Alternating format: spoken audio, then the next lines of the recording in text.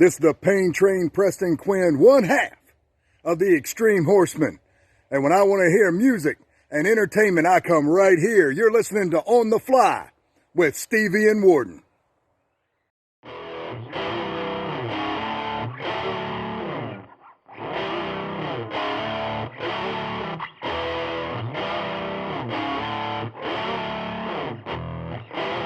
You are listening to On the Fly.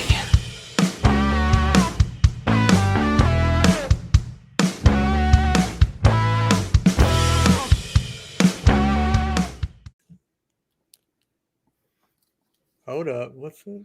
We're live. Hold on. We're not live. I don't think. It says live on my screen. Oh, really? Okay. Yep. Yeah, we're live now. Coming to you live.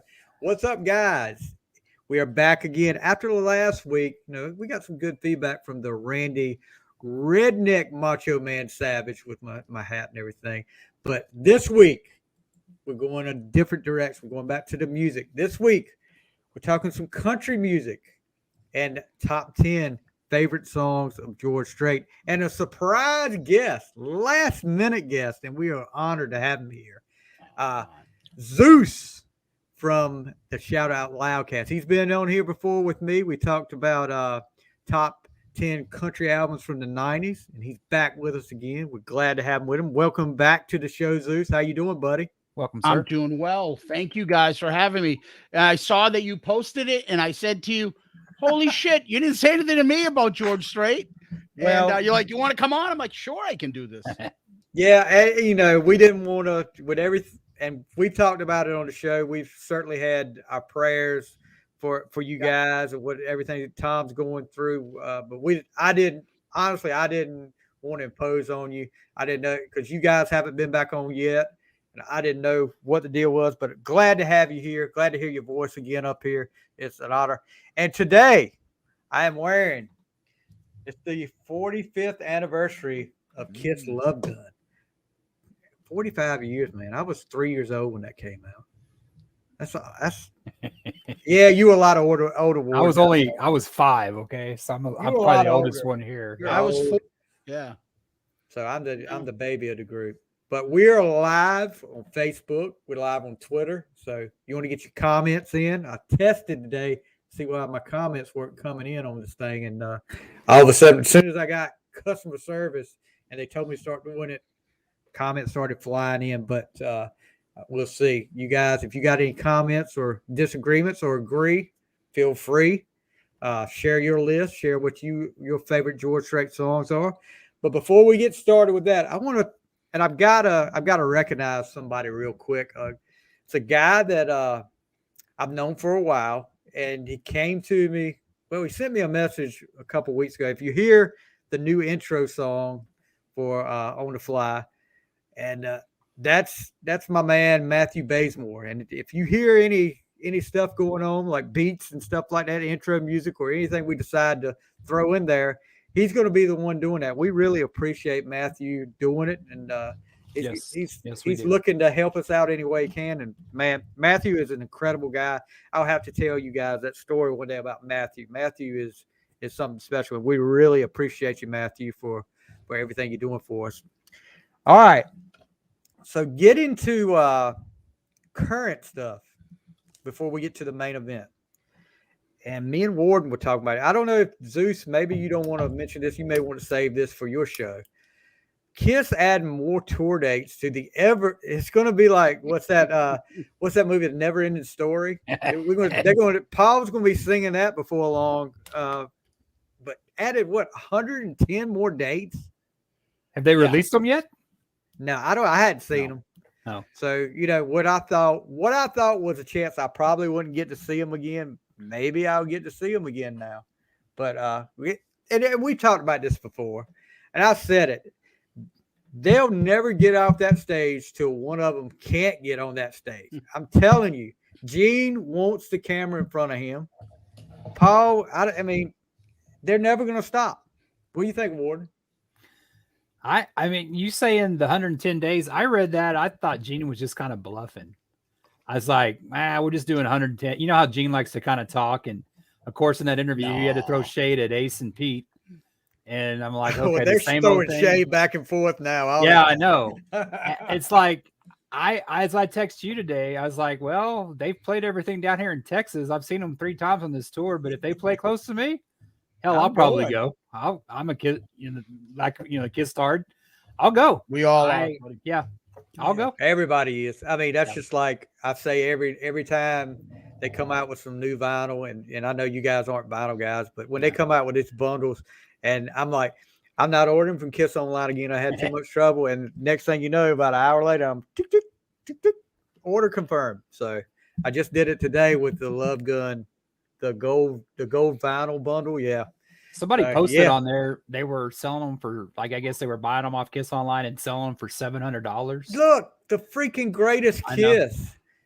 Yeah, I saw that too. You can buy that for like $60, and people on eBay are have it up there starting at $1,000. I'm like, you're crazy. I'm not paying no $1,000. It would have to be autographed by every member of Kiss, and that includes the ones that aren't with us anymore for me to buy for $1,000. I tell you what, I don't really buy, like, I'm not a collector of vinyl and stuff, but I downloaded the Donington. I enjoyed that one. Man. That was a good show. Let me was tell really you this. Good. I was listening to that while I was on my run the other day, and I will tell you this. My favorite thing about the whole thing, and everybody talks about, and I can tell, Gene's bass is pumped up on that. Yeah. I mean, you can hear that bass, but Paul's guitar is like missing at times. You notice that? Yeah. No, but you're right. The thing that I love the most about it, and it puts it up there with me with the live 1 or live 2, the freaking crowd. That crowd is going crazy. And I mean, it was a great time for the band, the reunion. Everybody was excited about it, but that Donington crowd in between every song was going freaking crazy. And I loved it. That was definitely by far my favorite off the soundboard so far. Yeah, and they got the Love Gun or Live 2 one coming up next. Des Moines, Iowa from 1977. And I'm still hoping for a hit Hot in the Shade soundboard. I know they're out there on boots, so I'm hoping for one too, but everything I'm hearing, they've got to negotiate, and this is unofficial. They've got to negotiate with Eric Carr's family, and we'll see about that. But even for the music, I know the likeness is. But okay, wait a minute. Somebody brought up a good point on another podcast the other day. I think it was actually on Podcast Rock City that said, if they're got to negotiate with that, the Creatures of the Night anniversary stuff get ready to come out, and Eric's on that. So, I mean, hopefully, maybe there's some hope there if that's coming out. But I know that because Eric is the biggest part of that. I know the Image was part on that Unmasked shirt where they show his shadow in the back. Blocked him out, but I didn't know that it went to the music as well. Wow, I didn't even think about that. I didn't either, but a lot of people are saying that, and I've heard it from more than one place that they have to negotiate with the family for it. Wow. I mean, you're a lawyer, Zeus. How does that work? Yeah, I don't think that the rights to him playing on the music are going to be an issue. I think musically, I don't think they can make any argument. They'd probably just have to pay him whatever the contract was originally, or if it's scale or whatever, when he was in the band. But as far as the Image is concerned, I don't know if there's a likeness issue there with the makeup. I don't know.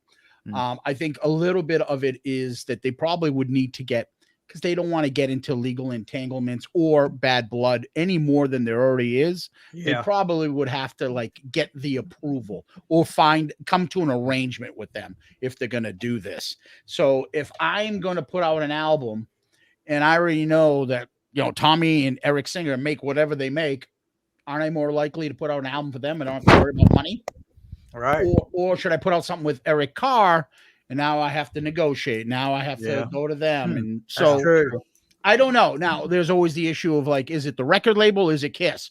Because when they put out, crappy new versions of the tour, the same tour going on right now. Oh my God. I can't believe. Yeah, I can't believe there would be somebody stupid enough to be like, I think this will be a big seller for us. Obviously, I don't think the band is making that decision, so I don't know who's doing what. You never know with Kiss. Now, there's a couple things I want to kind of go back to and jump back to. Originally, you mentioned about the tour going on for I don't know, another 100 dates.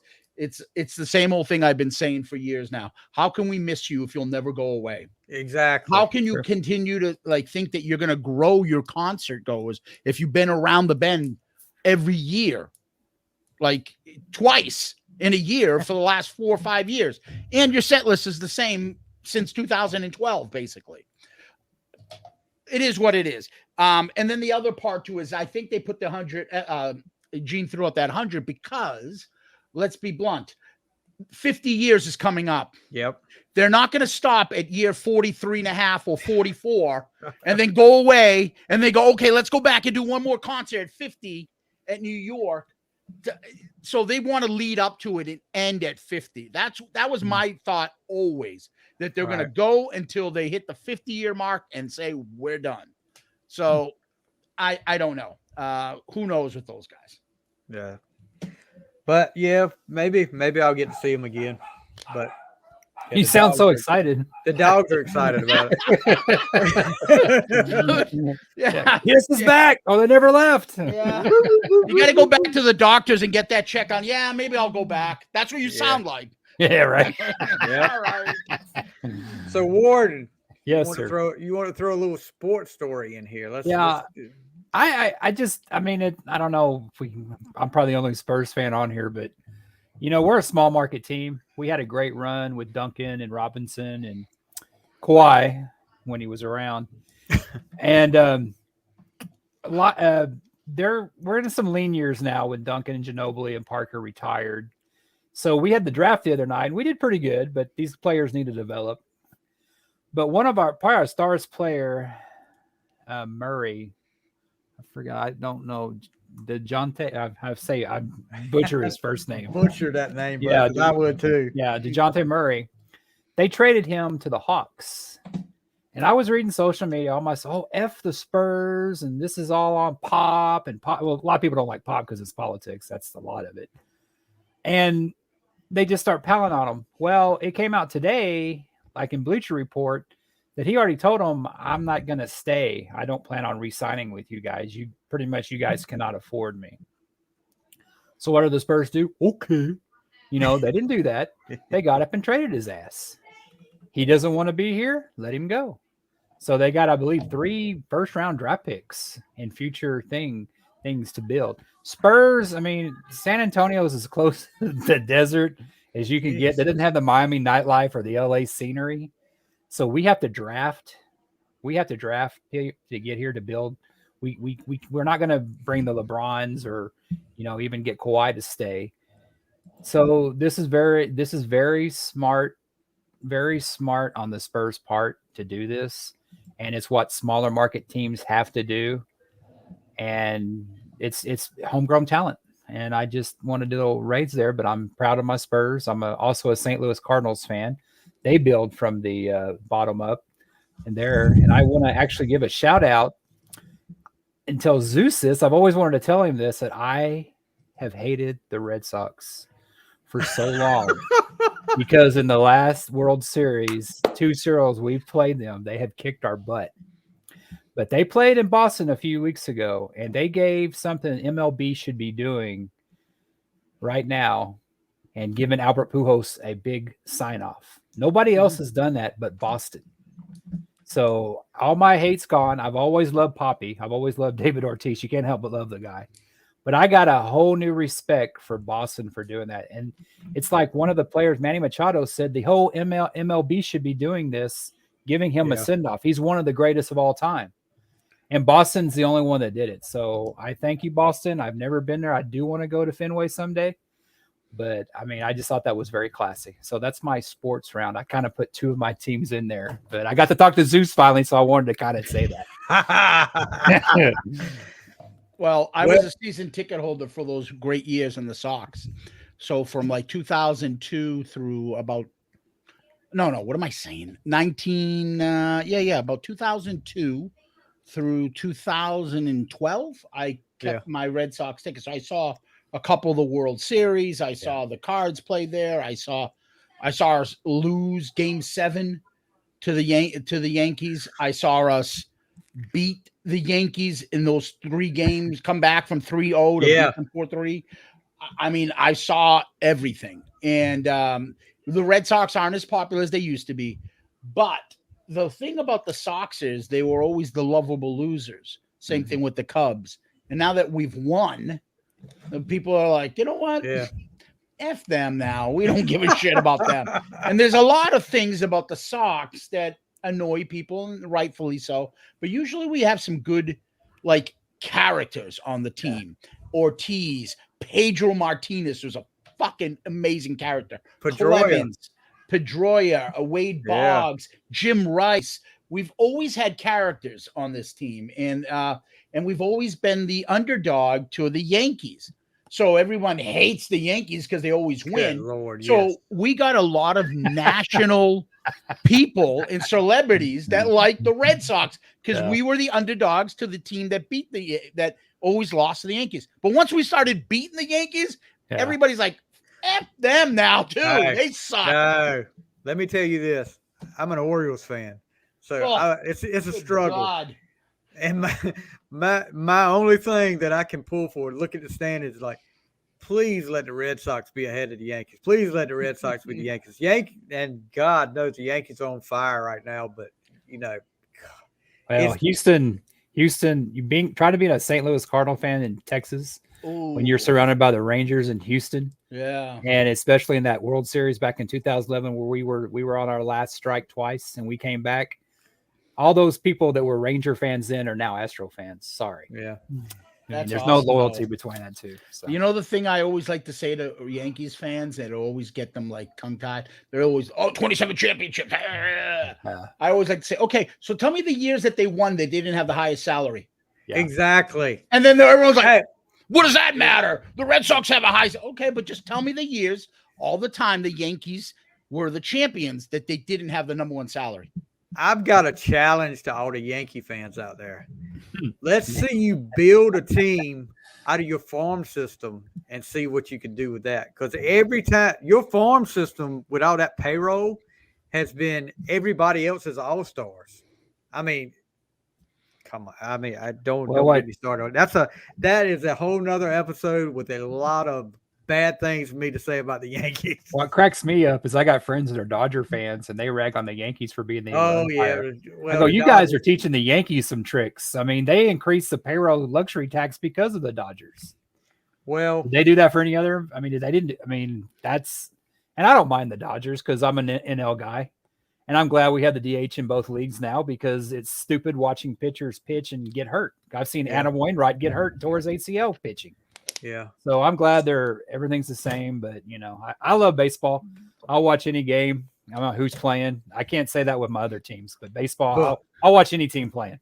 Wow. Before we move on to the next subject, did you guys see the whole drama with Freddie Freeman and firing his agent? Yeah, I saw that. Because his agent did not tell him the last offer the Braves made to him because he figured he would stay with the Braves. And Freddie Freeman just found out about it. Yeah, when they were in LA, when they went to Atlanta. Yeah, he didn't tell them because he figured he'd stay because he didn't make that much more. Like the offer he got from the Dodgers, people were like, "Why did he take that?" Because it's not more than what Atlanta. He didn't know the offer. Yeah, that's crazy. So we got to throw a shout out, and this is a Loudcast. Can I just add one thing to that? Yeah. I don't know if you guys are enough of hockey knowledgeable fans about Bobby Orr. You guys all know who Bobby Orr is? Yeah, I know who Bobby Orr is, yeah. So the last deal that he was offered was a deal for him not to get traded to the Blackhawks. He was given ownership of the Bruins. His agent did not tell Bobby Orr that because he got a better payday to go to Chicago. By the way, that agent was the NHL Players Association's agent and ran their funds and retirement and got indicted and thrown in jail for being the most corrupt person ever, probably in all sports. Alan Eagleson, the biggest. There's a fascinating book done by somebody from Massachusetts, a small local newspaper. Was like, hey, how the hell does he represent them, work for the league, and as an agent? How does he do it? And because the NHL was such a small kind of, mom and pop shop, they let this guy rob everybody's pension and shit. It's a fascinating book. But yeah, if you're thinking that all agents who are attorneys are not ripping off people because they get better deals if they send their clients elsewhere, come on. Yeah. There's no kind of fraud for that. Yeah, you'll lose your license. You'll lose your license. You'll for get him not telling disbarred. Freeman. Could he face charges for that? Maybe. I wonder. Well, he could lose his bar license. He could get sued in court. Oh, yeah. And it's a fiduciary duty. You owe your client, and you totally broke that tradition, the custom, and it's illegal.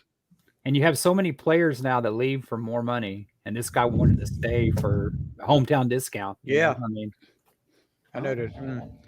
Anyway, we got to throw a shout out to a guy that just commented. He's a loudcaster too.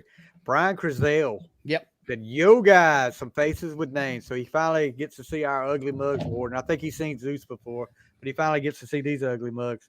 Zeus knows how we met, right? How we started together. Oh, yeah, loudcasters. I mean, okay, I sent Zeus a message last week before we had Fusion text Joe Decker on that said the Shout It Out Loudcast. It's kind of like the Bill Walsh family tree of coaching. And this is like the Shout It Out Loudcast family tree of podcasting. Joe Decker could be the Jimmy Johnson or Tom Landry tree of it. It doesn't have to always be a 49er. Thank you very much. It's a Bill Parcells one you can go down. I'll take Bill Parcells. Exactly. Yeah, I'll take Bill Parcells. Right? Bill Freaking Parcells. Cowboys fan over here. He's got the 30 Cowboys in it. I didn't say anything about Chuck Noll or you mentioned the 49ers, and I don't like, this. But if you go Parcells, you got Coughlin, you got Belichick. Yeah. You got who's the other fat guy that failed at Notre Dame? What's his name there? He was the offensive coordinator. Remember him? Yeah, I know exactly what you're talking about. Like fucking huge. I hated him. What was his name? It was the offensive coordinator and He's stuff. the offensive coordinator for the Patriots. Yeah. And then he went to Notre Dame and fell on his fat ass there. What's his name there? But regardless, they all go down there. You got who's the head coach now? They just left. They went to the Colts. They're all you follow that line right up to Parcells. This is gonna bother me. You don't know me. You got Romeo Cornell. You got a bunch of them that have been NFL. That was when Romeo Cornell was there when he when this Charlie Weiss. Yes, Charlie Weiss. Charlie Weiss. Good old Charlie Yeah. Weiss. Brian Crisdale also said Sports Nuts podcast is good. It's sports conspiracy theory. So we'll have to check that out.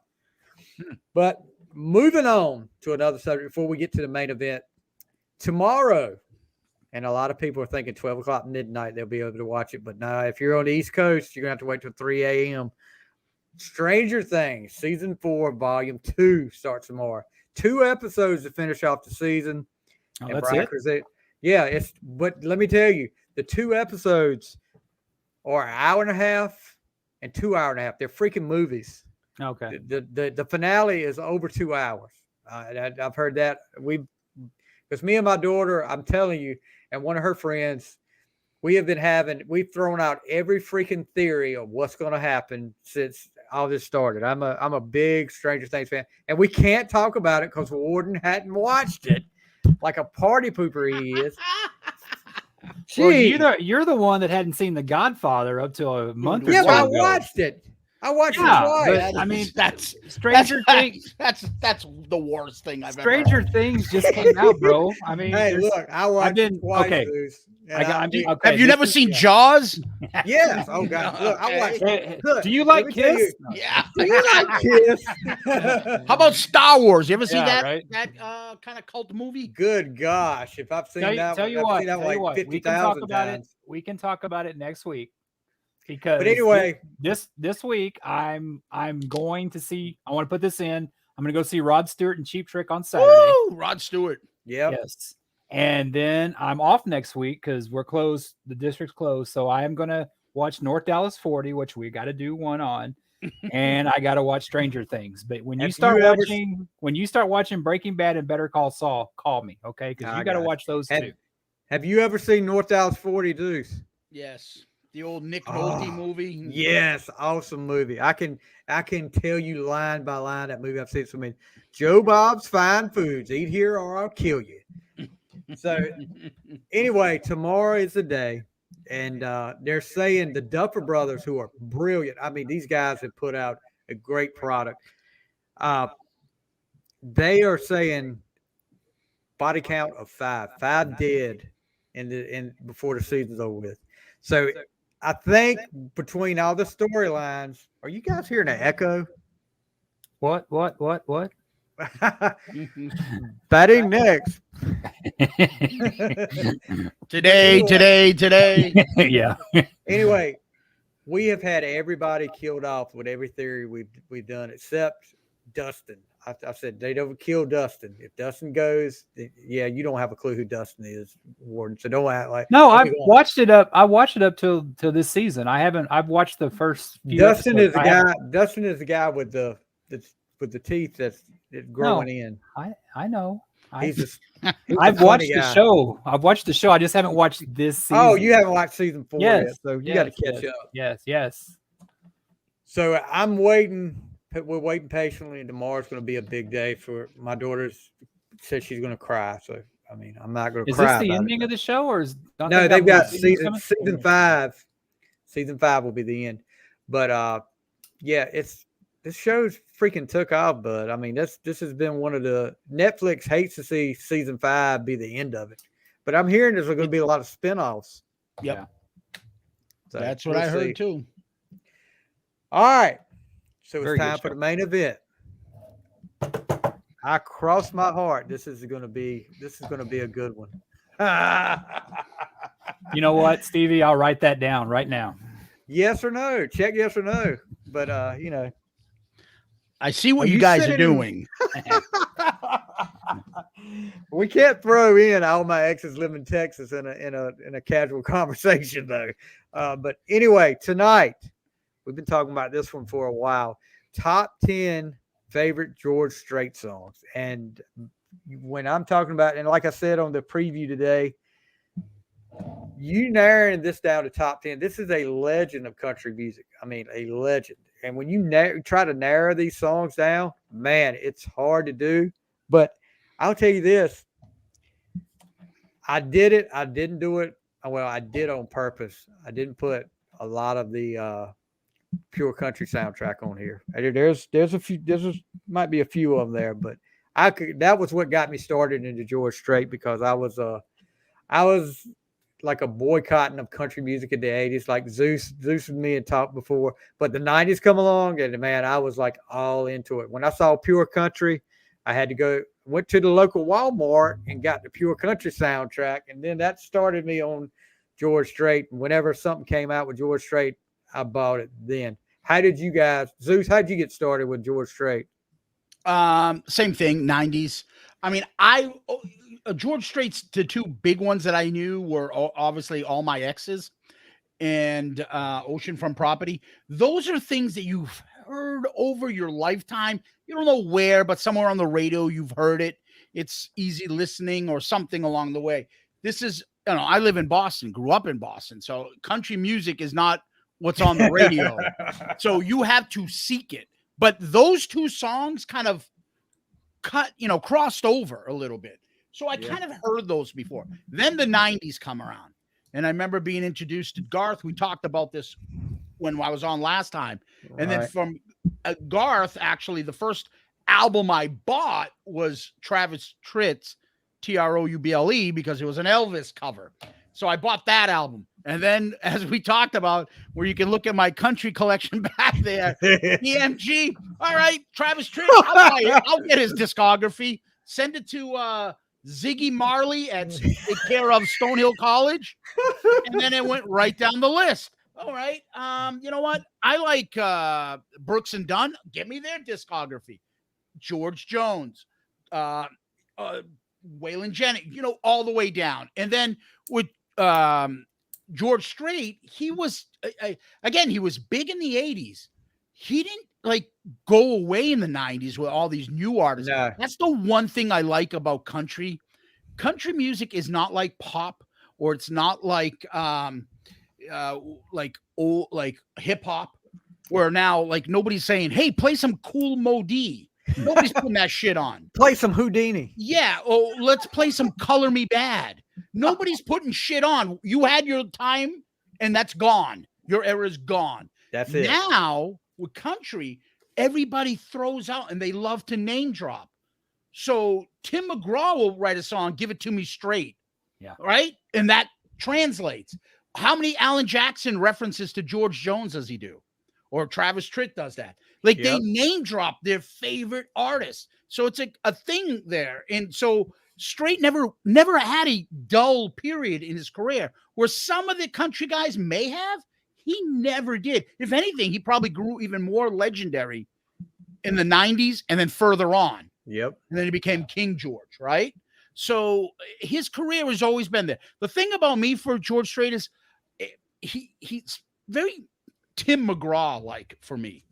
Like Tim doesn't write his own music, but God damn it, why does that fucking guy always pick great songs? Yeah, he does. And his voice isn't the best. It's not like, oh shit, this is Johnny Cash version. Oh shit, this is George Jones. And it's really good, but it's not overwhelming. Like, oh my God, I got to hear what George Strait sounds like singing this. But you just love all his songs. He just knows how to sing a song and knows a good song. It's amazing. What about you, Warden? We've talked in the past. I came into the Kiss, becoming a Kiss fan during probably the Asylum. I remember them in the movie when I was a kid, so I became more of a fan in the 80s. So I been a George Strait fan. Probably I listened to him longer than I've had anybody else because in Texas, I think you have to actually listen to George Strait. Yeah. And actually listening and living in San Antonio, which is his hometown where he's from. He's from a little town called Pleasanton. Doesn't a George Strait CD come with your birth certificate down there? Yeah, it does. And I'd known somebody that actually his dad was his teacher. It was an older friend I knew, and he actually got spanked by George Strait's dad. I go, do you tell everybody that? They get a pickup line for you? Wow. But I can remember George Strait. He's always been a celebrity here. Back in the early 80s, he had a daughter that got killed in a car accident. I remember that. And they were showing the funeral and he collapsed. He had a real cocaine problem, and he admits this because he was so petrified of performing. And you kind of think of somebody that great that, has those insecurities, but that daughter kind of got him straight, and he went on to make. But I mean, just living in the same town, people, we saw George Strait today. I mean, he lives obviously in a different neighborhood than I do, and he does roping down here, but he doesn't play San Antonio a lot. And one of the best concerts I ever got to see was with him. It was the Dixie Chicks. It was Tim McGraw, Kenny Chesney, and I think Jody Messina. We're all opening up. That's a Boston girl. Yeah, they were all opening up for George Strait. This is like a 99. And it was just one of the best shows. And it's just I saw him last time, and the traffic at this city shuts down. But he doesn't play San Antonio for some reason. But when he does, it shuts down. So yeah, he's a celebrity. You see him at Spurs games, see him at Cowboys games.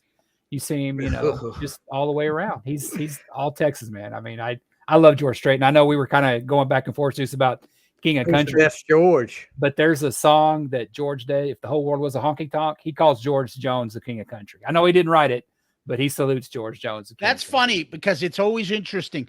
Texas is always the thing about Texas. I know is that everybody wants to say who the biggest country star in Texas is, or who's the biggest Texas wrestler. And you could do like a thing like, okay, who are the top 5 biggest wrestlers that are associated with? Like, I'm from Boston. Why do I know this? Like, why do I know who the Texas wrestling stars are? I don't know who the Texas big stars are from Minnesota, like, except for Brock Lesnar. But you get my point. Like, there's a thing about Texas in their country stars. So when you think about all the pop stars and shit, tell me who's a bigger star than George Strait walking through Texas? Nobody. Really? In any music, in any form. Like, he's a god there. And sometimes, like, people are so blinded with pop stars and rock and roll and stuff. They have no idea the level of popularity somebody has in a section in this country, like George Strait in Texas. Everything's bigger in Texas, right, Warden? Yeah, I think I sent you guys that HEB commercial. HEBs are pretty big down here. They're like the big grocery stores. Yeah. I mean, that's a Super Bowl commercial, and that was pretty cool. You don't even have to tell them that's George Strait. People know that's George Strait. I mean, obviously in Texas. So Brian Crizell, he's just chatting big time. I think you got him on on the wrestling thing. Texas Tornado. I guess he's talking about Kerry Von Erich. Gary Von Erich, yeah. Or the Tracy Lawrence song. Yeah, that's right. It could be that. That's Which a great one song. are you talking about, Brian? Are you talking wrestling? Or are you talking Stone Cold, Tracy- JBL, who else? I think Shawn Michaels. Yeah.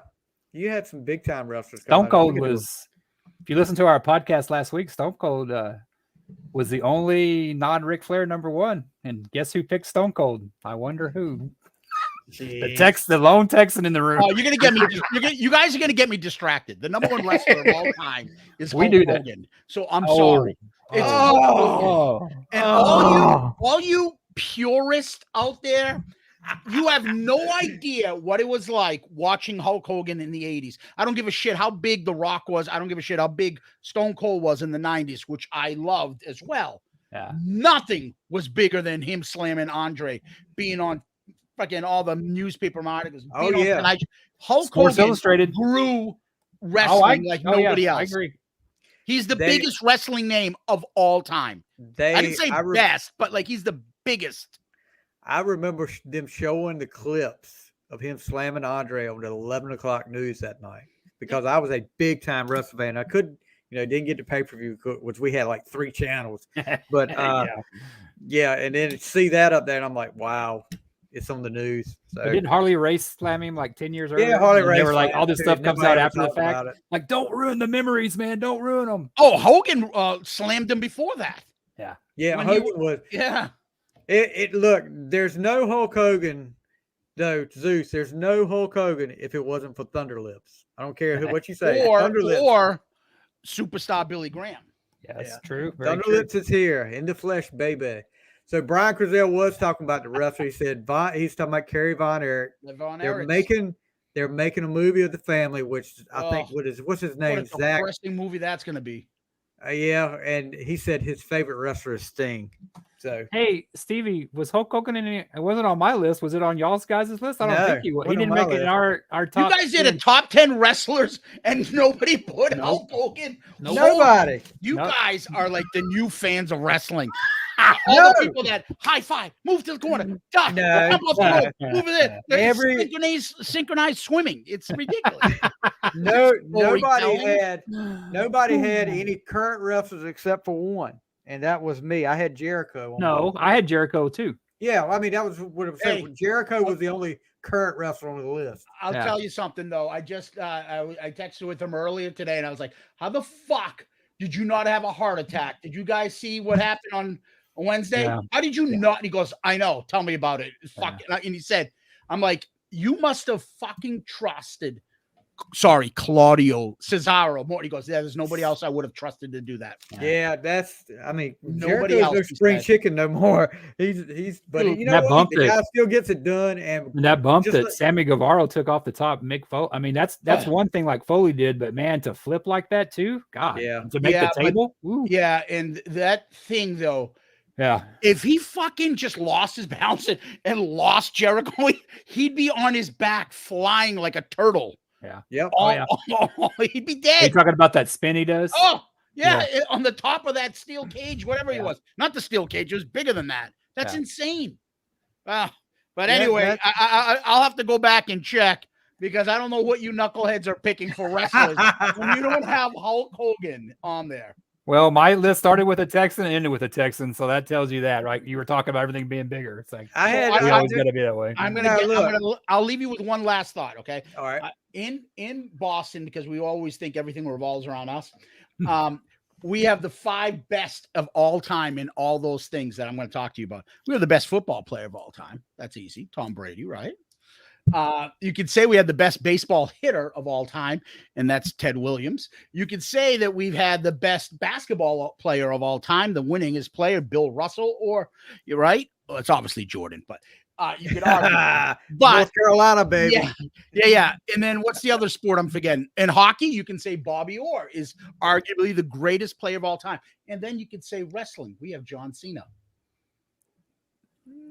I can't see him. Yeah. 16-time champion. And he's been at the top for about, let's not say 20. I know they celebrated 20. Plus, for he was about with Nikki 15. Bella, so that gets my vote. You like her, Anyway, huh? I that's do. another story. Yes. Look there. And I don't know what he was doing by dumping her. I don't get it. But hey, he's John Cena. Don't you he's love how John these Cena. wrestlers, as their career get better, they start hooking up with better looking women? Yeah. Like Triple H started with like China, and he moved his way up. Oh, Cena started with like Mickey James, and then he moved his way up. Right? They always get better looking women afterwards. Yeah, I never looked at it that way, Zeus. Yeah, Right? that's a good point. That's true.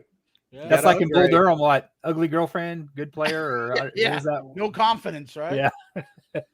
So now that we've got off wrestling stuff, But Stevie, we do this every Anything- week. We know we do this every week. that's the what's truth. fun about it.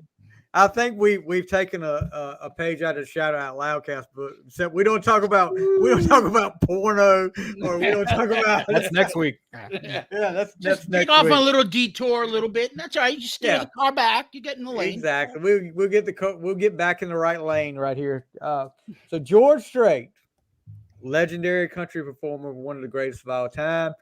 And we're going to start our top 10 list. As always, we start with our guest, Zeus. What you got at number 10? All right. So I'll start at the bottom. And this is the thing. I could have picked gazillion different songs here. I have a bunch of, like, from 8 to 10. Like, I could have put a bunch of songs in there for the last couple of ones. So now I've got to make sure that this is number 10, because I took my Apple playlist and I put like 15, 20 songs. And then I just started editing and moving down. So I got to count to make sure this is number 10. I don't F this up. So 1, 2, 3. It's on the fly. So there it is. Yeah. So which one do I take here? Do you do honorable mentions? Sure. Yeah, we'll do honorable mentions. Yeah.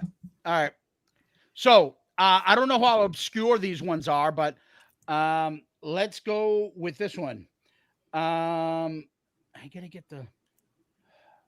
Hold on. If you're thinking you want a stranger, and then in parentheses, there's one coming, right? Home. You know the song? Yes. Yes.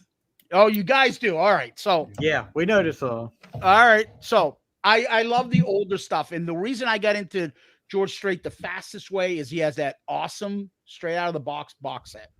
Yes. And I can't tell you how many times I had that on my 5-disc change player and just rotated songs and fell asleep to those songs.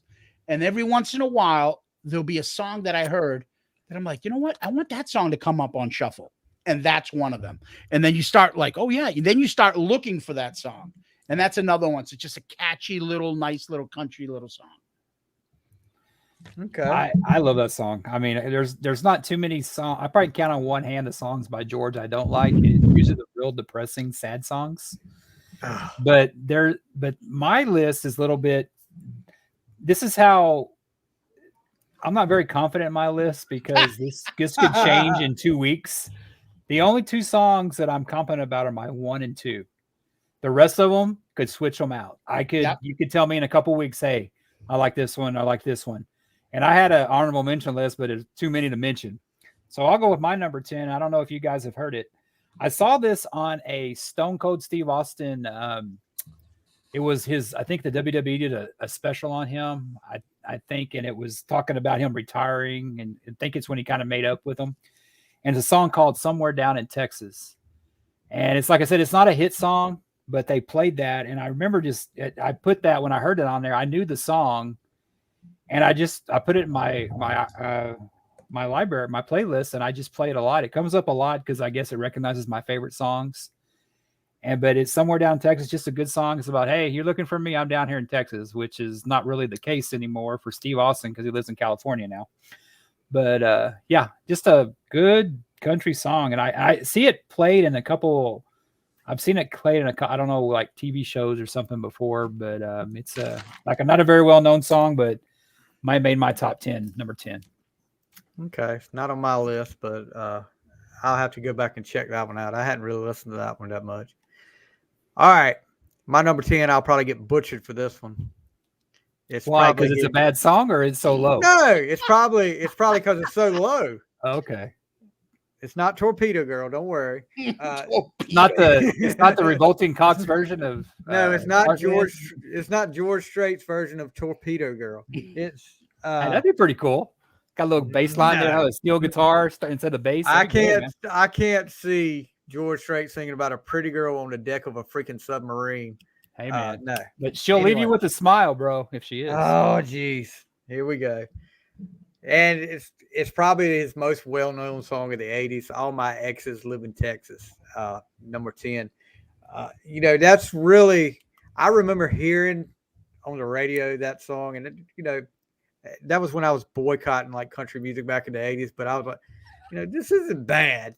I mean, it's talking about all his exes. You were boycotting country music in the 80s. Let me tell you, dude, was Exile making you mad for not singing She's a Miracle instead of Kissing You All Over?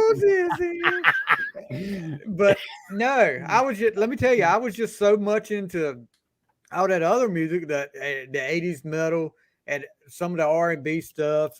But when it got to it, we had a country music channel on there. When I was driving my car or something, when it got to that, I would bloop, quick as I could, but I just couldn't do it back then. Now, there's a lot of good stuff, man. There's a lot of good stuff. Well, yeah, but I caught up. But All My Exes Live in Texas, probably one of his best songs from the 80s, and a lot of people have, even Drake mentions it in one of his songs. I mean, if Drake mentions it, it's got to be great. I'm not a big Drake fan though. That song is for me, it's probably Fatigue, because they just played the hell out of it down here. Well, I'm sure it is in Texas. Yeah. They're not saying all my exes live in North Carolina. So I guess if we ever decide to split, not do the podcast no more, you can sing this song about me, right? All my ex-podcasters. Yeah. All my ex-co-hosts live in Texas. Yeah. Okay. We'll see about that, Warden. It's just a little fatigue. You may be on shaky ground right now anyway. I'm making a list anyway. I'm making like Jericho. I'm putting you on the list. Hey man, that's WWE. Don't count no more, man. Yeah. I love Jericho's list. All right, number 9. What you got, Zeus? All right, number 9. I'm gonna go again a little bit older, and I'm gonna go with The King of Broken Hearts. Oh, good song. Jeez, a little bit, dude. Not what you would probably think of as top 10, but for me, it works. Yeah. I love that little chorus melody that he does and the way he sings it. I think it's a fun, good song. I can tell that you definitely dug in on that box set. Oh, I love it. I love it. That's one of the only few box sets that I actually bought twice, because I wore the first one out. I used to get those holes in the CDs from playing. I think it's disc 3 and 4, but just playing it so much, it like that, and it just a hole in it. So yeah, a lot of that stuff that box set was good because it introduced people to songs like this that weren't necessarily hits. Mm-hmm. That, and there's another song on there, kind of an honorable mention, Blame It on Mexico. That's a great pot, that, and then he does a version of Heartbreak, which is an old Ricky Skaggs, was a big hit for Ricky Skaggs. Ricky freaking Skaggs. There's a lot of covers he does on this album. There's a lot of stuff on that box set, and if you want to get into George Strait, I think they only had it for like $40. I mean, that wasn't very much at all for a box set. Oh, the thing is awesome. And I think he's maybe one of the few artists that actually has more greatest hits compilations than Kiss. He has a lot of greatest hits out there. George Strait. Probably so. Yeah, but they're all different. They're not the same songs. There's so many songs. They're all different. No, the other one that I have that I really get to is the 50 one. Oh, yeah. The one that's like 50 number ones. They got 2 versions of that. They like it's got a gazillion number ones. Yeah, so many number ones. He had the number ones, but he had the ones that were like huge hits. You would think number 1, but they weren't quite number 1. So it's like, wow. King of Broken Hearts off the Pure Country soundtrack as well. But that, like I said, we talk about albums you could sit there and listen to continuously. The Pure Country soundtrack, I could listen to that over and over again, and not a bad song on there to me. But number 9 for you, Warden, excuse me. You actually like that version of Heartland at the end of Pure Country soundtrack when his son's singing that? There's nothing wrong with it. I mean, they didn't need to put that. It's his freaking son, man. Don't pick on the guy's son. Jeez. It's like Buck Owens used to do that. Put his kid up there. Hey, why don't you sing the song? My son's gonna sing the song. Everyone's like, his kid went to Texas A&M, so whatever. Okay. My next song is probably a song I don't know if y'all have heard. I used to play this song when I was going through a breakup, and it's got a line on there about kind of just you don't really want to go out anymore, and it's a line that goes, "Whiskey kills the man you turned me into." It's a song about just freaking living to go out at night. It's called "Living for the Night." Oh. It's you don't talk about a sad song that you're heartbroken, put it on the jukebox. You know, I said I don't like all these sad songs, but I think I lived this one. I lived this song because I was going through a breakup, and it's just that song just resonated with me. I mean, I got to drink to like get over the crap you put me through. What's more country than that? You know, like Travis Tritt's "The Whiskey Ain't Working Anymore." Well, it's working for this guy in this Marty song. Stewart. So, yeah. So that's mine. So it's another song you probably haven't heard, right? Yeah, Stevie? that's another one I'm gonna have to check out No. because I haven't. You always do that to me, though. Yeah. All right. The fun of it. That's the fun of it, though. Yeah, exactly. You find new. Anytime I can find new stuff to listen to. Well, I mean, it's obviously I've been listening to him since I was like 4, so it's obviously you were born with it. Like I said, a George Strait album with your birth certificate. Now, because it Pretty wasn't much. CD. You're so old; they didn't have CDs back then. it was a reel-to-reel tape came out of my butt when I was 8 born. tracks. So my number 9 is it's one of I guess you could call it. I call it a newer song because this is when I started really listening to him, and you'll like this one. It's a breakup song. Easy Come, Easy Go. Oh, good song. I like that song. Yes, I love Easy Come, Easy Go. It comes off the what album was that on? Easy come, easy go. Yeah, that was the title track. Yeah. But yeah, number 57 on the Hot Country Single Chart. Him and his girlfriend have agreed to mutually end their relationship because they weren't meant to be with each other. But when it starts off with "said she's had enough of me, I've had enough of her too," you're not. It's not going to get any better. But easy come, girl, easy go. But it doesn't. I mean, he says in the songs what's different than rock, because if you listen to like Motley Crue, "Go away, girl, don't go mad, just go away." Mad. But he tells the girl, "Go with God." You know, he's like, "Oh, Yeah. you know, like I wish you the best." You know, but Like he said, no fault, no blame, nobody done no wrong. That's just the way it sometimes goes. Yeah. So sometimes it doesn't easy work come, out. easy go. Yeah. Another breakup song, and now you've got it on award. Yep. So number 8. We're on number 8 for you, Zeus. So number 8, again, I think I had this one before I had the box set, and I remembered someone saying that this was George W. Bush, whatever's favorite song, and I remembered. I'm like, dude, I don't think I'm supposed to like this song then if that's his favorite fucking thing. But it's the song it was pretty popular, and that's "Love Without End, Amen." Yeah. Not to be confused with "Forever and Ever, Amen" by Forever Randy and Travis. Ever. They're both great tunes, but I like the song. It's a little corny with the little, the stories they tell, but I just like the way he sings it. Awesome. All right. That's a good song.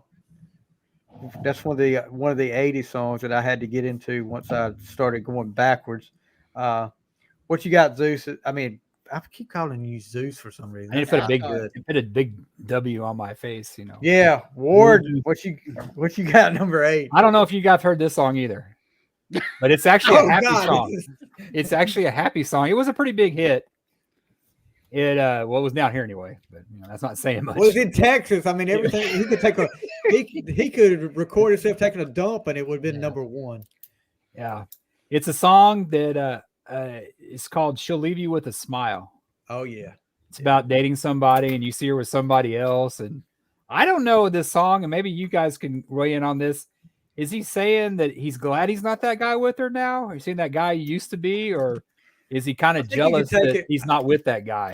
I think it's all on how you interpret. I think it's all on how you interpret it. I think that's why he did it. Because you could say, she'll leave you with a smile, that guy, or I'm just glad I'm not with her. Just like you said, it's how you interpret it. I never could really figure it out because it's like, are you happy she's with somebody else, or like that's his problem now, or you like, damn, I wish I would, because he's got like another song. I like to have that one back. You know what I mean? Mhm. Or Baby's Gotten Good at Goodbye. And there's a lot of like regret in his songs. Like, oh shit, I really messed up. You look so good in love. I mean, this is just, obviously another writer in that vein. Yeah, I think that's the beauty of it. It's all in how you take it. Take that song. You could take it both ways, one like you did. And George is probably sitting back watching this right now, saying, Yeah. that's what I meant." He's right down the road, dude. Song. Yeah, he's right down the road, man. So we had another comment come in, Casey Miller, and I don't know if Casey's new. I haven't seen him before. Had the box set twice.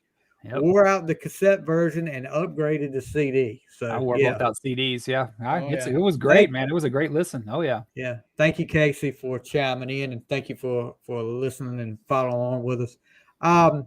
They didn't sell the box set on Columbia House. I'd look, so I actually had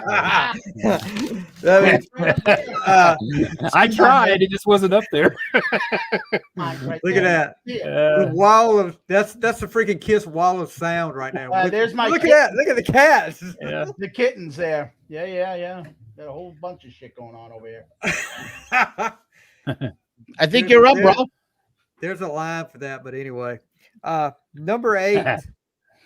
Number 8 for me, and this is, I don't know if you guys, and I'm going to take a line from Warden. I don't know if you guys have heard this song too much, but this is kind of like sentimental to me because when I heard it, I started doing videography back in the 2000, early 2000 era. And when this song came out, I was like, oh gosh, this is great. This is perfect for something I can do for Father's Day. And it's called The Best Day, not the Taylor Swift Best Day, but did a video for my dad for Father's Day with old pictures and stuff. And it's actually on YouTube if you guys want to check it out. But yeah, Best Day, it's sentimental, but you sit there and listen to it. You just think about times you spent with your dad and stuff like that. And he does a great job with it. He didn't write it, of course. I don't know if any of these songs that George Strait wrote. I'm looking at this right now. Dean Dillon. This is a guy that's name kept coming up every time I was looking up a song. Dean Dillon has got to be a freaking millionaire off George Strait songs because he wrote a lot of these ones. Majority of the ones in my top 10 list, Dean Dillon wrote. But Dean Dillon and Carson Chamberlain. I'm looking at Dean Dillon right now. He looks like he looks kind of like he could be Artemis Pyle from Leonard Skinner's brother. So, but yeah, let's see, he's right hit songs for other artists. Most of them was George Strait. He was inducted to the National Songwriters Hall of Fame in 2002. In 2020, he was inducted into the Country Music Hall of Fame. So yeah, Dean's doing pretty good for himself. But yeah, Best Day was my number 8. I guess you could say George Strait left him with a smile. All that money he's made writing songs. Jeez. Just give me a little bit of it. So, before we start back up, I got a couple of guys that are chiming in with songs that are on their list. Chris Davis is talking about Troubadour, and that may come up later on, but we'll see about that. And Robert Matthews is talking about Ride. He says, my favorite, most overlooked and underrated song by George Strait was Ride. So Ride or Run? Ride. I think that's right. With that one. He's got a song called Run, but I don't know. I don't know about Ride. I got to look that one up. Maybe I actually don't know a George Strait song. Well, that would be Geez, you're going to be ran out of Texas. I'm going to be kicked out of Texas for that. Exactly. So number 7, what you got, Zeus? Mine's a duplicate. All my exes live in Texas. I have to have it on my list. I mean, I could be like, you know what? I don't want duplicates and move it down the line, but I got to give it its due course. The chorus is so famous. It's just such I think it's a crossover hit. And I remember singing this with my buddy Rye Guy at Stonehill, and in college, another, Bostonian singing that song as a drinking song, late night drunk, right? Like laughing about it. But yeah, that to us was country back then. So All My Exes Live in Texas, Duplicate. We all know it's a classic song. I like that. You know, I know I said it was kind of burned out on me, but I love that those I guess violins, fiddles, whatever you want to call them. That beginning bump. I mean, that's just that song when you hear that intro. Maybe Robert is talking about Run or either the Cowboy Rides Away, because that's the only thing that's the only thing I come up with. Cowboy Rides Away or Run. So yeah, we'll see. Number 7 for you, Warden. And number 7. Let me guess. This is a song you probably hadn't heard before. No, actually, I think this is on Stevie's list. Oh, really? Yeah, Ponytail and All, Heartland, off the the Pure Country soundtrack. I remember seeing this, and I remember people were a little. I mean, it was a big movie, like nationwide, but in Texas, people were like, "Well, George's gotten kind of pop there." I mean, he got a lot of crap down here for it being pop. I liked it because it was heavier, and I was, of course, into like Metallica and all the heavy stuff in the early '90s, and I thought it was cool. I mean, the fake ponytail was, like, hey, whatever. But I love that. I love the pyro or the big show. I mean, of course, being a Kiss fan, I love that big stage presence. And of course, it was in the whole movie. Was like, well, I need to get back to my roots, and so he hated all that. I'm tired of the smoke and pyro, and like that's the good shit, man. Come on. But Heartland. And that song is short and sweet to the point, and it's probably the closest thing to pop he's ever kind of, I think, done that on purpose. So I just on purpose. Yeah, I love that song. I love the soundtrack. And except for that the revised version of this song at the end. I won't talk about that again. Wait, do you find that this was kind of meant to be a kind of a slap at Garth Brooks? Really? I never thought about that. Oh, I did. That's how I anticipated. Like, yeah, look at these fake ass shit. Let me play fake ass shit with pyro and tail. I'm like, the crowd's going nuts. But this isn't real country. Like, that's how I took it at that time. Like, that it was. Yeah, that could be. He's got he's got a song with Alan Jackson called "Murder on Music Row," talking about the newer country. Yeah. And all these people he's talking that I thought he was talking about, like the Garth Brooks, the Tim McGraw, they worship George Strait. Oh, you can't get around. Can you not? Like, this isn't rap. They don't shit on each other in their songs. Well, except for Toby Keith and the Dixie Chicks.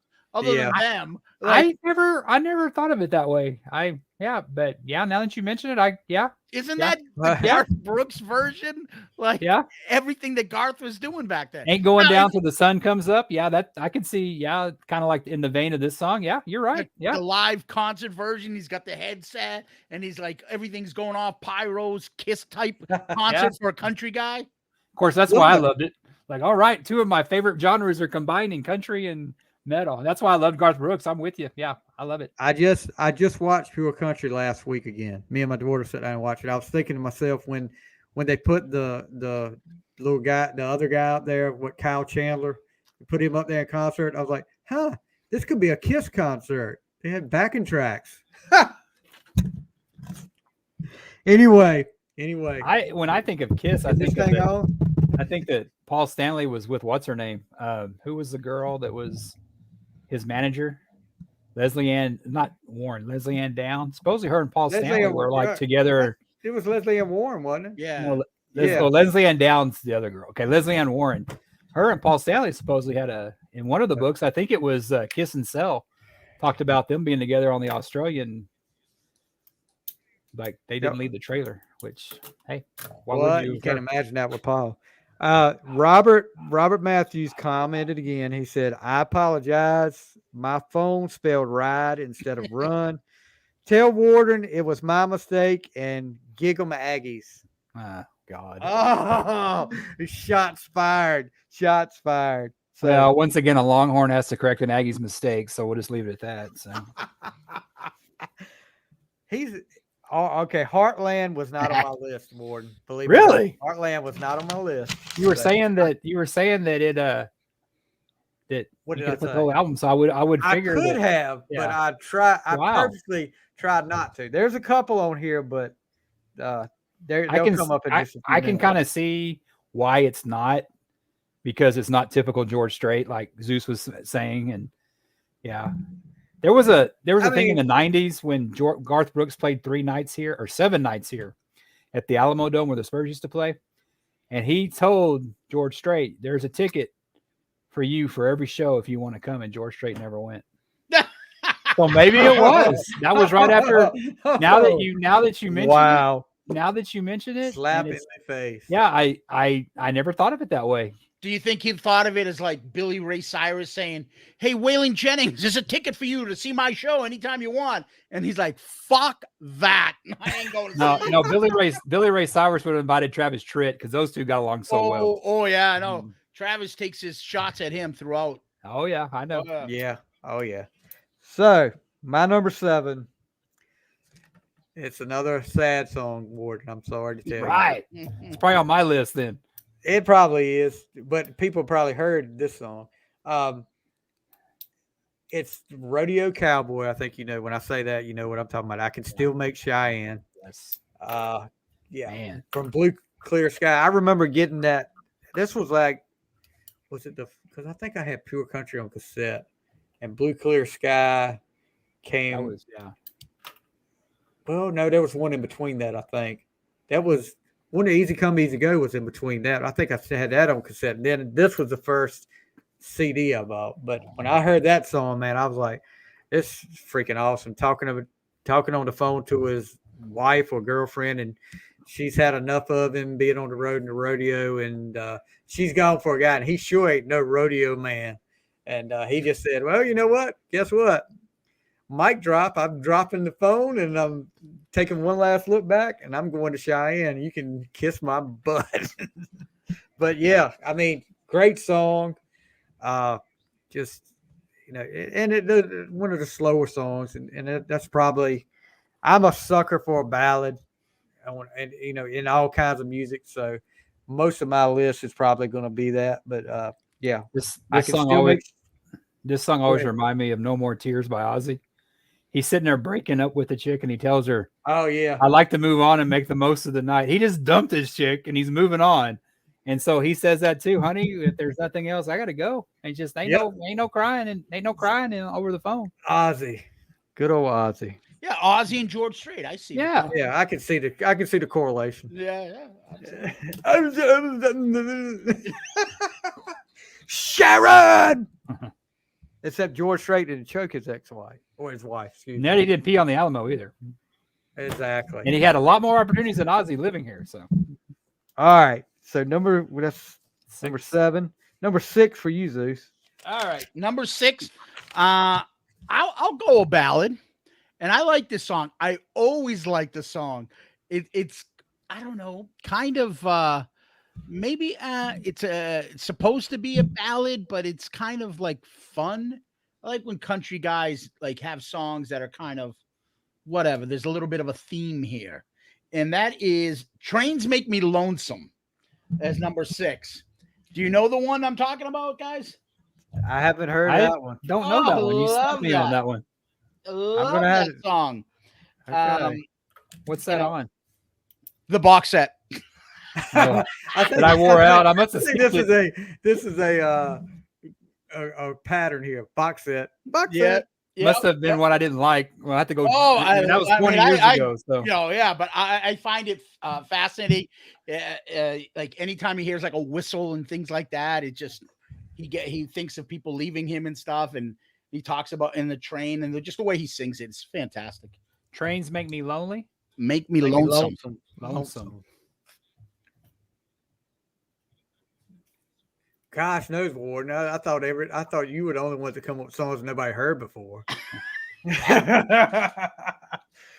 Yeah, but you got to be careful. If you wrote this the wrong way, you may be another way these days, the way things are taken.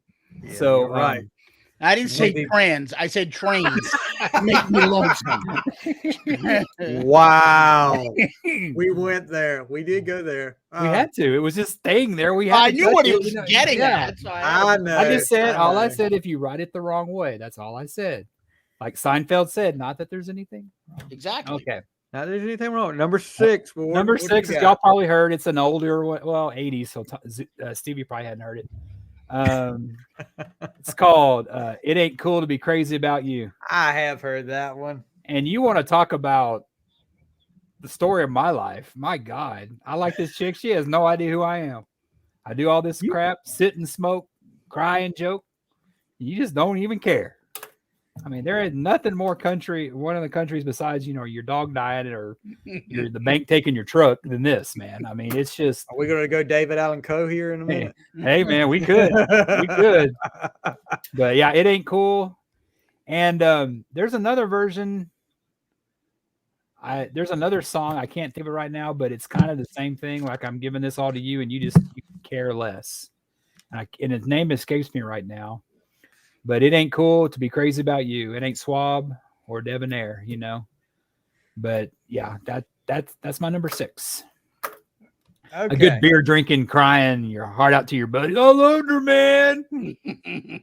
You're gonna be proud of me on this one, Warden. This is an older song, but this is when I got introduced by a friend of mine after. Of course, it was after I got into straight, but. He said, you got to hear this one. This is the ultimate pickup line here. Number 6 for me is The Chair.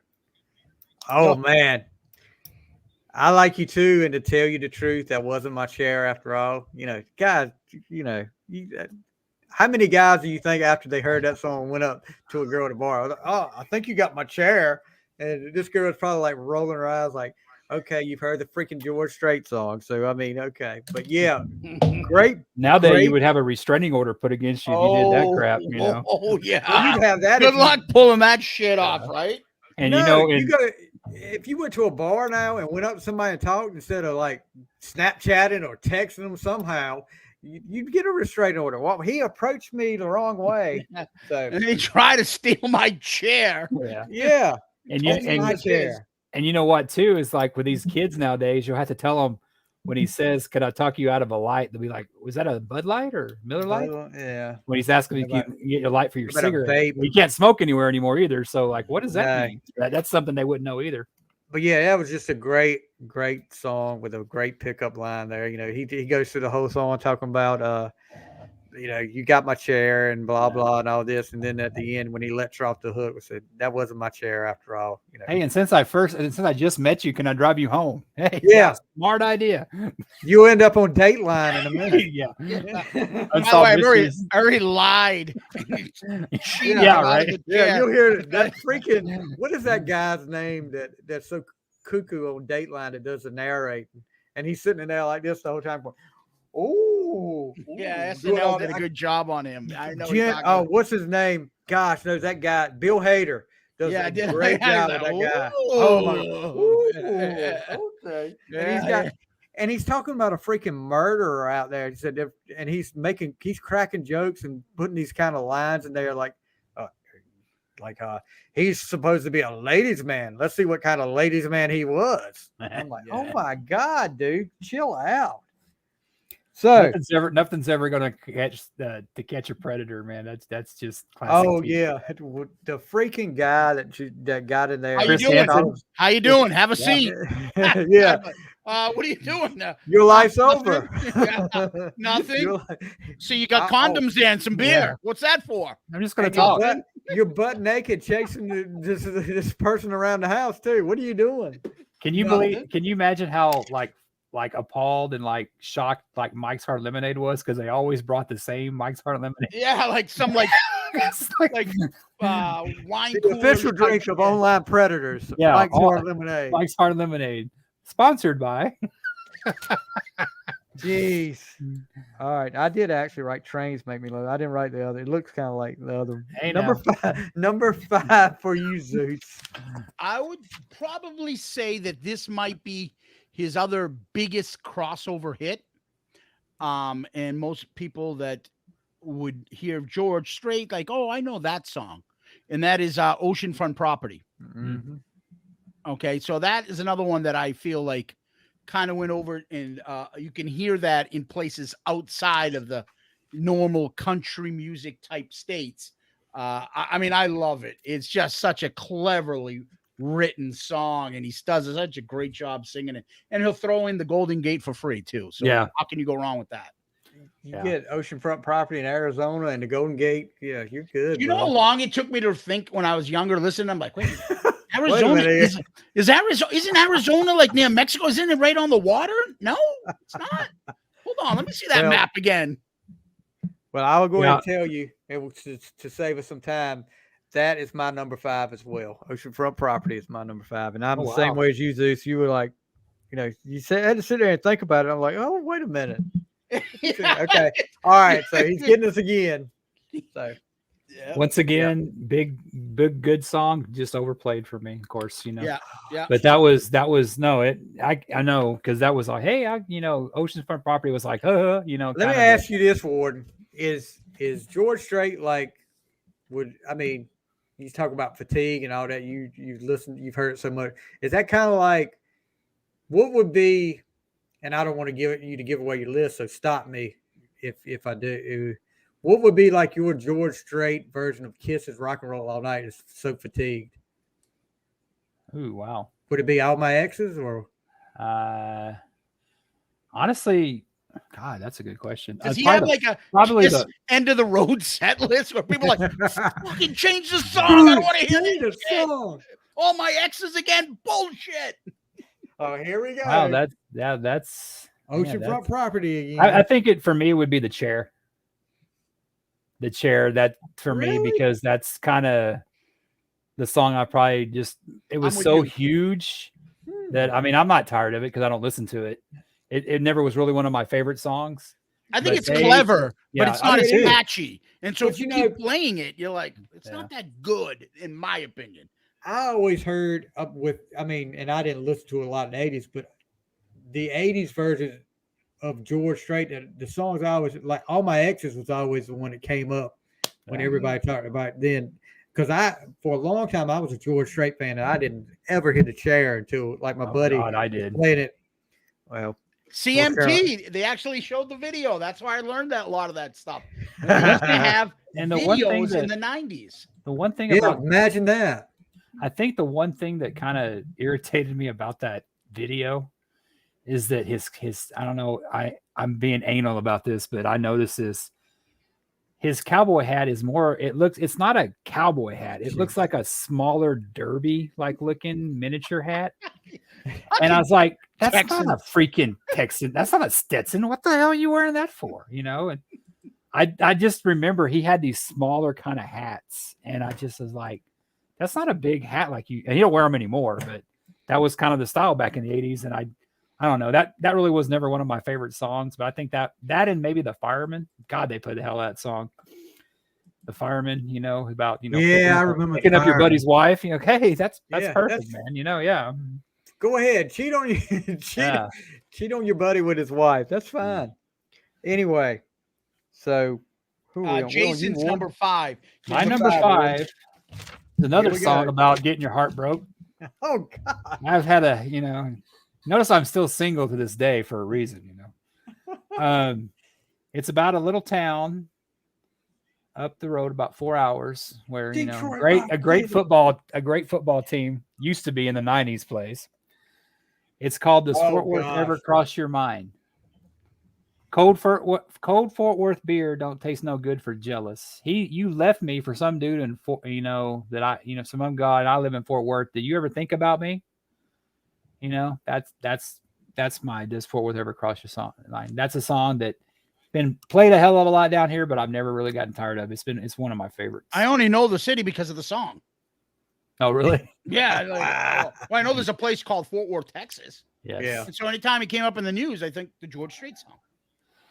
Yeah, it's the home of the. Yeah, what team? I'm trying to think of Fort. What team's down the road from that? Whatever. What team? I said the 90s. I didn't say nowadays. Okay, leave me alone. I'll always have the 90s. Whatever. And we'll always have the 70s. Over to the yeah, we did okay in the 70s. Not as good. Beat us. We did in the 90s.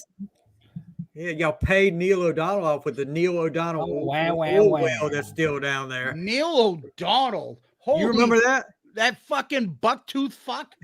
Yes. I know Neil O'Donnell.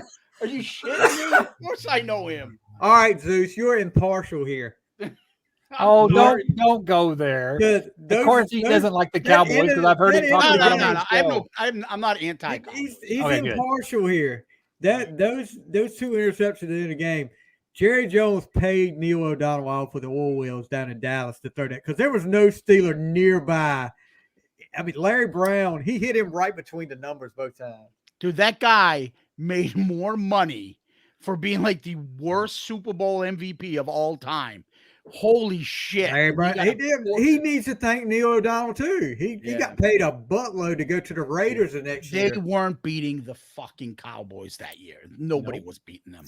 I'm sorry. You know, it wasn't no way.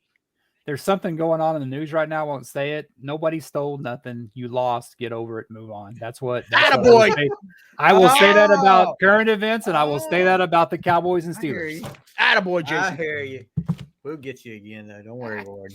Hey, man, we'll win when Jerry Jones sells us. Oh, I used to do a good Jerry Jones impression. I'll say before Shout Out Loudcast. Okay. I got you. Yeah, you need it. I do a lot. I would do Jerry Jones all the time. The Dallas Cowboy football team. It's a little bit like Stephen Michael, but you kind of like talk Stephen about Michael. Oh my God! Are you talking about Mongo McMichael from the Bears? No, Stephen Michael from he died growing recently, up rock. Did he die? I don't so think he's recently. dead yet. He's got Mongo died. I didn't know that. He's got. I saw something. I know you're talking about from growing up rock.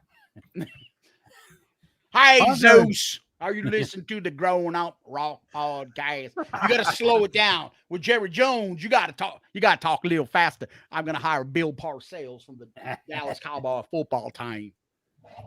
Okay, Mongo. I don't think he passed Steve away. McMichael, wasn't he on? He's still NWO. living, but he's got ALS. Yeah. Oh, that's Yeah. He was on that 85 Bears. Yeah. And he was one of the 4 horsemen. God bless. Yes. Yeah. Yes, that's terrible what he's going through. I know Flair goes and visits him a lot and puts pictures up, and every time I see it, I'm like, God knows, dude. I hate it for you. So my number. No, it's around. My number 5, yeah, because I had oceanfront property. We had number 4 for Zeus. So number 4, Zeus. All right, number 4. Now this is another one that I think is a little bit popular in the 80s. And I love it. I know it might be tiresome, but Hollywood Squares. I fucking love that song. I think it's funny. What? You don't know it? You gotta know that one. I know that one. He's got so many exes and he owes so much. He might have as well be on Hollywood Squares. Yep. That's a good one. Oh my God, it's fucking hilarious. And he starts naming all these people and money and women that he owes money to people and all these women that hate him. Yeah, it's a great, fun song. That's pretty good, though. Is that on the box set, Zeus? Hell yeah. I remember that. Oh, imagine that. The box set. Let me see if this freaking box set is on Apple. He's got bill collectors tracking me down. Yeah, I think it's on Apple Music or on Spotify. So that's not on my list. I'm sorry, but you gotta hear that. It's a lot of fun. Yeah. All right, Warden, what you got next? My number 4 is a song that it just I mentioned earlier when I saw him with Dixie Chicks and Tim and Kenny Chesney. It was a big hit that I did a lot in drunken karaoke times. Oh, and I remember when this song came out, I bought my first, of course, vehicle was a truck. And got me a truck, and I remember doing karaoke a lot. And I remember seeing this video, and it just shows all the women at his concert, and there's like 3 or 4 hotties going, "We love you, George." Yeah, I know that. It's an up and rock. It's not rocking song, but it's probably, if George Strait ever did an "I Stole Your Love," this is probably his fastest song. Write this down. That is just a kick-ass. Write this down. Take a little note. Stick it on your refrigerator door. You know, I mean, that's just... It's not door. It's door. Oh, yeah. that's when I was, I got my first truck. I was so happy. And this is probably one of the box set was my CD player that I was playing in it, because that was my first truck. My first car had a cassette, but my first vehicle I bought on my own had a CD. I was styling with the box set. Yeah, you were. That's not on the box set. Oh, That okay. came I out take that after. back. That's you're right. It's It on wasn't the it's box on set. the It was years 50 later. #1 songs. Yes. You right? Yeah. You're right.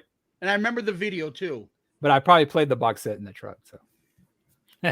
So Good man. did not make my list, but after my daughter saw my list, she was like, Daddy, you need to put check yes or no on there. And I stuck to my gun. So, but yeah, did not Check make yes or my no? list. No, I didn't. No, that wasn't my song. Mine was write this down.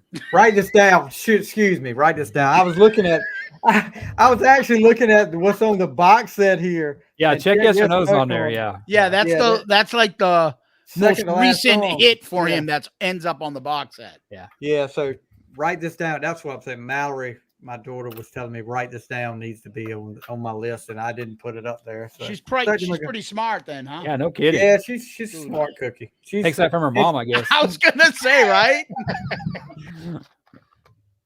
It's all right. I can take that. I can take that. Yeah. But she, Hearing about Torpedo Girl every week, so I had to get you back somehow.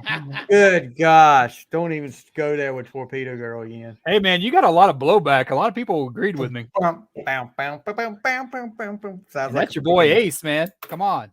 Look, I love Ace, but I'm not going there with blinders. I was thinking Torpedo Girl's a masterpiece. It's one of the stupidest song titles of all time. It is. Still off a Come great on. It's still off a great album. Let's see. I like them, man. Well, I'm gonna I don't want Jason all mad at us. I did that on purpose. Come though. on. But then again, it's just the same thing. So if you take a worse song in the George Strait box set, it's better than anything anybody else has probably That's put true. out. Same That's thing true. with Kiss. So Yeah. Torpedo Girl, to me, I joke about it, but Yes. it's better than anything by fucking Poison. Sorry, Poison fans. Sorry, I like Poison, but I agree with you. but you Poison. agree with me. I would say it's better than I would say Torpedo's Girl better than anything Pink Floyd ever did. Yeah, I'm not a big Pink Floyd. Not fan. me. Oh my I mean, gosh! they're Don't okay. They got some good songs. Yeah, I mean, it's just not for me. I don't think it sucks. It's just not for me. listen. they're I'm gonna just tell you very this. talented. It's just you need to have patience to get into that music. Or be stoned. Evidently, I don't have the patience, or I don't get stoned enough because I listen. You know, the album challenge I do where I try to listen to all the albums and stuff I haven't listened to before, and I listen to The Wall, and I'm like, what the freaking A is this? Who was on? What kind of drugs were these people on when this happened? But yeah, ooh, Because Gilmore's not singing the most on. Do you like Yeah, Dark you Side of put the in. Moon? you pudding. So what was that? He You can't said have your about meat pudding? without your. You can't have any pudding without your meat, or something. Yeah, something like that. I was like, what the freaking Do A? you like Dark Side of the Moon? See, that's one I've got to listen to. I hadn't listened to that one yet. Now listen to it 3-4 times through, and then come back and say, "Yeah, you'll see why people like Pink Floyd." I will say we talked a little bit a while back about Rainbow. Oh yes, What was Love that it. album? Rising? Was that one? yeah, What was it? that's their Yeah, second. I one. listened to that one, and you were right. There was 2 or 3 songs that I really liked on there. Oh, It was only 6 songs on the whole album, but yeah. I didn't know that.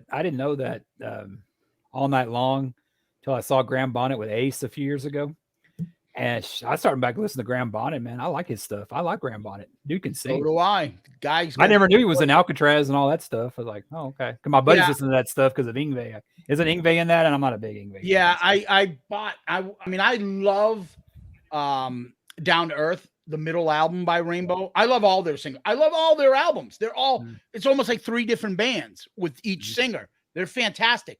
I never got into anything by Graham Bonnet outside of Rainbow, but I just recently said, you know what? If I love this album so much, I might as well try his other stuff. Like I have Yngwie albums. This is good. I bought that Alcatraz shit and I was like, what the fuck is this? Like, this is pop shit. Like, is this Tiffany? What am I listening to? It's Tiffany, good Lord. listen to that first album by them and then tell me what. It's very like popish as can be. Now, maybe you guys can help me here because Robert Matthews is posting some song titles, and I don't know what they are.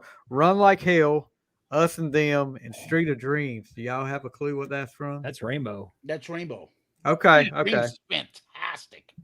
Yeah, so he's and Robert is a big Rush fan too. So crickets chirping. Nothing wrong. I'm sorry. No, I was just saying nobody had a comment on that. I was like, crickets chirping. He got on. Look, one of the episodes we did where me and Warden were talking about, we're not big Rush fans. And yeah, he had a few things to say to me. I got a few angry texts. Why are you down in Rush? I said, well, they're better than Pink Floyd to me, but No, they're okay. not. No, they're not. Not even Oh. I gotta go with Rush over that. I actually Rush saw is Rush and terrible. I saw Rush with Primus back in the 90s. You want to talk about a sausage fest? I was going to say, No were there chicks any there for women that. there at all? They're There's all no guys. Fucking good melody in any of that shit from both of those. He bands. said It was free. I got a chance to go. It's like, hey, why not? Let's go. Robert said "Run Like Hell" is a Pink Floyd song. So Must be a Pink Floyd and Rush fan, maybe. Yeah, evidently. But more power to you, Robert. Yeah, all good. We love you, bud. Not everybody can put a classic out like Torpedo Girl, so we'll move on from that. Let me go ahead and get Zeus right here. They could put a classic out like Shandy. Oh. I know how much he loves Shandy. That Anyway. is just Really, I love that. I love that song. I named my computers that Shandy 1, Shandy 2. Shandy's addiction. horrible music. Just, All right, so we're on my number 4. What about me? Okay. I Did didn't. you? I thought you did your number 4. I want to do it twice. I didn't write it down. Sorry. Yeah, you didn't write it down. That's what your problem is. So check yes or no on that one. Number 4. This is going to be the first one from the Pure Country soundtrack for me, and it's probably I'm not going to say it like Ward did. Probably one y'all don't know. Y'all know this one because it's off the Pure Country soundtrack. When Did You Stop Loving Me? Just a great song. I mean, Wah, wah, wah. I love that intro. yeah. Down, down, down. You know, I could do my karaoke, but I wouldn't sound as good as Zeus doing Ace Frehley on "You Wanted the Best." But but yeah, I mean, like I said, I could put a lot of the Pure Country up here. I could have put Heartland up here, but I did because it would have been a Pure Country fest up here. But When Did You Stop Loving Me? And I guess you could say about that time I had gone through a breakup too back then, but and that song kind of hit home. But How Long Have I Been a Memory? And then it was like, what was it? One line, was it that night that you stayed out till dawn? I was like, yeah, that could have been it. That could have been the one. Because if you were out till dawn and I wasn't with you, you were probably doing something that you didn't need to be doing. But anyway, when did you stop loving me? I don't know if you have ADD as bad as I do, but when I hear a song like "When Did You Stop Loving Me," then I hear George Jones sing "He Stopped Loving Her Today." It's like connected in the vast country universe. Today I started loving you again. That's what my mind was doing. Yeah. Right? I just heard that. Today. What, for the first time? No, I just heard that song this afternoon though. That's because I was like, holy crap, I just heard that today. I'm gonna get us off on a little quick detour. I'll bring us back. So I went and saw Elvis movie, which everyone should go see. It's fantastic. It's awesome. Great. My daughter went to see it with me. She did it on my birthday. We went. It was awesome. But one of the things that came back is, and they try to, I think, get ahead of the stupid little narrative that Elvis stole music from people and all this shit. Like they show like a lot of the previous artists that did some of the R&B tunes that Elvis ended up doing, blues and country. They're just showing his influences. And my kid who's 13 is like, geez, Elvis stole from everybody. I'm like, like that's not what it is. And I tried to explain to you, you have no idea what it's like. Like Motown, all the artists would do one song. They all would do it. It'd go through the Supremes would sing that song on an album. The Temptations would. I was like, do you know how many people sing? And I thought of that song. Today I Started Loving You. Do you know how many artists have done that? How many country musicians? Country musicians do. Everybody does a version of all the, I don't know, typical American country songbook. Everybody does a version of these songs. And nobody gets offended by it. Right? It country music's name drop each other. They don't shit on each other. And they do other people's songs constantly. And it's not and that's the thing I like, because they're all known for their voices. So I can hear Alan Jackson sing it. I can hear Garth sing it. I can hear Travis Tritt sing it. And the same song and Tim McGraw. And I'll get different versions of it. And I love that shit. It's you know what I mean? It's not this, you know, putting up a bunch of like 5 hair metal bands sing that song the same. It'll sound kind of the same and it'll be kind of the same. But you put up real country singers to do like traditional big songs like, I don't know, I Walk the Line, or Today I Started Loving You Again, or you name it. It comes off differently. Yeah. And you want to hear the various versions of it. I'll tell you that at work, my boss man is a big stickler for like beach music and Motown. And that's what plays all day long. Beach music. Like the Beach Boys, you mean? No, this is like what's beach music? It's kind of like a mixture of I don't know how to explain it to you. That there was actually a song called "I Love Beach Music." I don't know if you've ever heard that before. I'll have to send you some of the links to some of the stuff. Yeah, I'm okay. Look, I'm not a big fan either, but I just don't know what beat. I'm not thinking it's surf music. Yeah. No, it's different. This is like, I guess California would have beach music would be like Jan and Dean and the Beach Boys and stuff like that. Yeah. This is like the North Carolina version of beach music, and you do all this stuff like you shag dance and all this stuff. I'm not good at shag dance, and I'm not that much into beach music. But anyway, Gee, I wonder why I haven't listened to it all day. I wonder why. Anyway, he plays, which they've got some Motown that comes on in there too, and BB King does a song called what's the name of it? Only the Strong Survive. And I remember going through a lot of Elvis stuff, listening to some Elvis stuff, and there it was, Elvis singing Only the Strong Survive. And, you know, back then, I don't think that was that big of a deal with people. Like, who was it? Carl Perkins wrote, what, Hound Dog? Blue Suede Shoes. Blue Suede Shoes. Yeah, that was it. Chet Hound Perkins. Dog. Same thing. Anyway. No, it was Carl. Yeah, Chet Atkins. It was Carl Yeah, Perkins. I think Chet Atkins. Never mind. I'm the wrong one. I'll shut up now. Sorry. Do you know how many Motown artists actually sang My Girl? Look it up. It ain't just the Temptations. There was some kind of strange connection in the 90s between John Michael Montgomery and the R&B group All for One. Sure. Yeah, they did that song twice. They did like I Swear and I Can Love You Like That. Both of them did that. I was like, what is going on here? They must have some kind of connection. Brooks did that Aerosmith song Fever. A little bit different on the lyrics, but he did well. Shameless was a Billy Joel song. Yeah. Well, I mean, you talk about how she thought that Elvis ripped everybody off. That's kind of the way it was back then. The Stones did it. The Beatles did it. Everybody. All the old 50s, everybody covered. Yeah. Everybody did a version of this song. That's how it was. Dude, I remember I bought Johnny Cash's, the last thing he did, the American recordings, like volume 6. And like I'm listening to because I wanted to hear a specific song, and now I'm gonna fucking draw a blank. Excuse me for swearing so much tonight, boys. But order to swear jar. No. So, and it's a great tune by that famous songwriter, and I'm gonna find it for you. He did a lot of good covers like Rusty Cage, and just a lot of that good stuff that Rick Rubin produced. It was good. And the funny thing is, I remember reading like Johnny Cash did. They're like, is there a fucking song in the American 20th century that Johnny Cash did not sing? Right. He's done like a million covers. I won't back down. You name it. His whole thing. This is from the Unearthed one. It's just an incredible amount of covers that he did. It works because it's, everybody wants to hear Johnny Cash's version of songs because there's vocals, and that's what country artists do. I think that makes a huge difference. I'm going to find the song. If I Give My Soul, and that's who's the big country artist that wrote that? A lot of people did his songs, and Marty Stewart did a version of the song.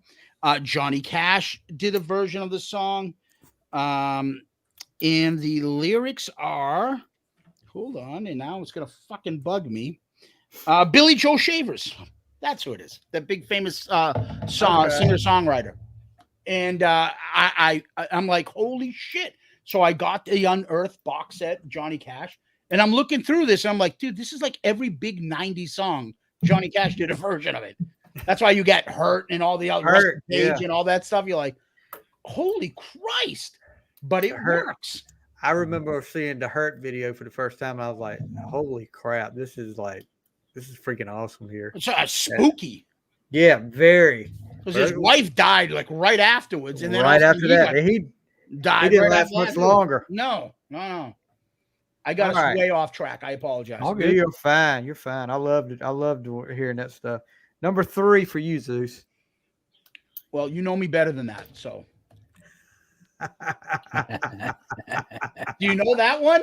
Yeah, I think I know. You know me that get lazy and fat, and I still don't like that damn cat. Yeah, my cat.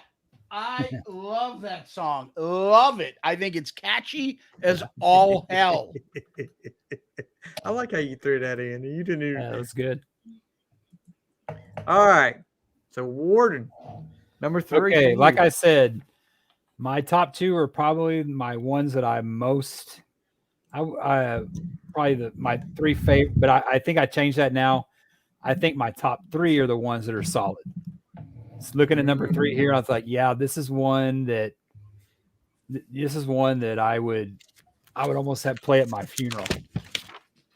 I mean, I won't be able to hear it, but it's called "The Cowboy Rides Away."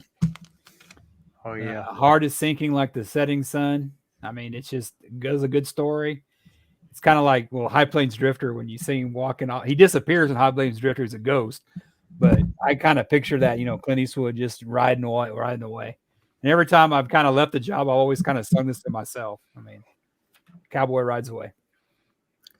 That did not make my list, but you know what? I'm looking at our list. There's not a lot of, and I kind of like it that way, but there's not a lot of repeats on here because it's a lot of stuff I get to check out. Yep. So number 3 from. Go ahead. Now, I was going to say, is that okay? No, you're right. So we're still on 3. Okay, never mind. Yeah, we're on number 3. You just did. You know me better than that. So number 3 for me is a more recent song from 2008, from the self-titled album Troubadour. It's just a reflection on his life, and I mean, every time I hear it, you see the video and see the old stuff. Sometimes I feel like Jesse James is trying to make a name. What does it say? Born a troubadour, and I'll be an old troubadour when I'm gone. I was a young troubadour when I wrote in on the song, and I'll be an old troubadour when I'm gone. Yep. I mean, how fitting is that? You would actually think he had wrote that, but he did not write that. Leslie Satcher and Monty Holmes, but 86th chart single of his career, his 79th top 10 single on the Billboard Hot Country. It's insane. That's insane. That's why I brought that up. When I saw that, when I was doing research, I was like, 79 freaking top 10s at Troubadour, and there was more to come after that. So, I mean, what can you say? Troubadour is my number 3. All right. We're getting down to the nitty gritty now. Number 2, Zeus. Top 2. All right. Mine's a duplicate. And that's Jason already had this. And your daughter's brilliant. And I don't know what we're going to say, Stevie, but write this down, is probably his most catchy song there is. The lyrics are fantastic. Great song. Oh my God. It's like Paul Stanley lyrics, but without the sexy, the way that chorus works all the way down. And it's like intelligent. It makes sense. Use it as a bookmark, put it on your refrigerator door. We can use a chisel. Everything makes sense. It's almost a sister song to Chip Away at the Stone by Aerosmith. Oh, that song rocks. Yeah. But you get my point. Every line, every lyric, everywhere in that verse, in the chorus makes sense. It's catchy as all hell. It's got a Kiss type hook to it. Right? Starts out fast, and it's just like, I mean, it's not as heavy as I Stole Your Love, but that's probably one of his fastest songs. I love it. Oh my God. I think it catches out. And you're right, Jason, being in that era and hearing a bunch of hot Texas girls in cowboy hats in a video screaming that they love you. Yeah. You know, Nothing wrong Doesn't with suck that. to be him. yeah. You know, I'm sitting here. I'm sorry, I'm laughing. But I'm sitting here thinking about when you said. I'm thinking of how Paul Stanley would Paul Stanley-anize this song. Oh, could you? You can take a chisel. Take a chisel. I got my chisel. Yeah. Now, people.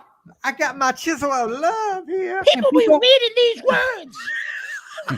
People stick it on your down. stick it on your refrigerator door. Yeah.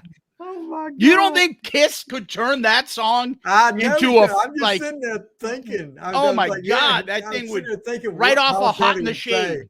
It'd be Oh perfect. my gosh. With a little boomerang overdub on it. Oh no. Oh, jeez. Why did you have to Boomerang. bring Boomerang Torpedo up? Girl. No. Shandy, you're killing Okay. me. Okay. No. You cannot put Boomerang. Shandy That's- and Torpedo Girl in the same thing as I Boomerang. know That how we is- love to do.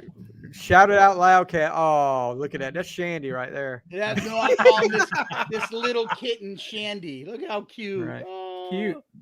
We're gonna do. I know how Shout It Out Loudcast and us both like to do polls. We're gonna put a poll up there. What's worse, Torpedo Girl or Boomerang? Throw in Shandy and throw in A World Without Heroes, and you got a quadruple. I can't do a World Without Heroes. Oh, I like song's that song. horrible.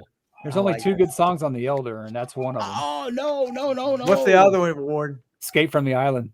Oh no instrumentals. Get that shit out of here. I'm not a big Elder fan. I love Escape from the Island. Dun, dun, dun, Sorry. dun, dun. You know what? That would have been. Can you guys imagine if that had been a movie though? I'd sit there. I remember when I got, and we're getting off track again. I remember when I got that album, and I said, and like everybody else, when I saw music from the Elder, I said they're going to make a freaking other movie, and I was like, holy crap! And you know, of course, you didn't have the internet, so you didn't get told what was going on, and never materialized. But all right, now that we're off that track, number 2, Jason. Number 2 is a And I called you repeat. Jason. I know it's all good. It's a repeat. It's your number 3, Steven, Troubadour. Okay. Troubadour is one of my favorite songs. It was my ringtone for a while, like when it came out, back when we had the Razor phones and stuff. When you could first start putting music on your phone. This song is kind of symbolic to me. With my father, me and my father weren't real close, and he died around 2015. And we didn't have a come together moment on there, but my dad was a real individual guy, and he did things on his own. And I remember putting this on Facebook, like, oh yeah, and we didn't get along, but we at the end there. So this, I don't know what it was about this song, but this song just really, I think about my dad a lot when I hear this song. And like I said, we weren't real close, but there's those songs that just take you back to somebody, parts in your life, you know, and this is one of them. I mean, I hear this song sometimes. I literally driving, I literally tear up because it brings it back. This is a song that really just, and this is my number 2. It could have well been my number 1. Yeah. But man, this song really gets me. This is probably, he has a lot of signature songs, but I think this is one of his best. Oh yeah, definitely. I just think it's a great song well-written song. Okay. So we got another repeat. Okay. So my number 2, we're going to get into the sappy part of my list. And that's going to be from here on out. But hearing this song for the first time, this came out in 2010. It's from the album Twang. The Breath You Take. I mean, when you sit there and listen to that song, I mean, who wrote this song? Dean Dillon again. I mean, geez. What's the name of it? The Breath You Take. You've never heard that? I don't remember it. I probably heard it. I just don't remember it. Oh man, he talks I don't know about. Yeah. Really? Dude, where am I going to hear country music here in Boston? Besides Sirius XM, right? I don't listen to Sirius. This was it's another, like I said, 79th on the one before.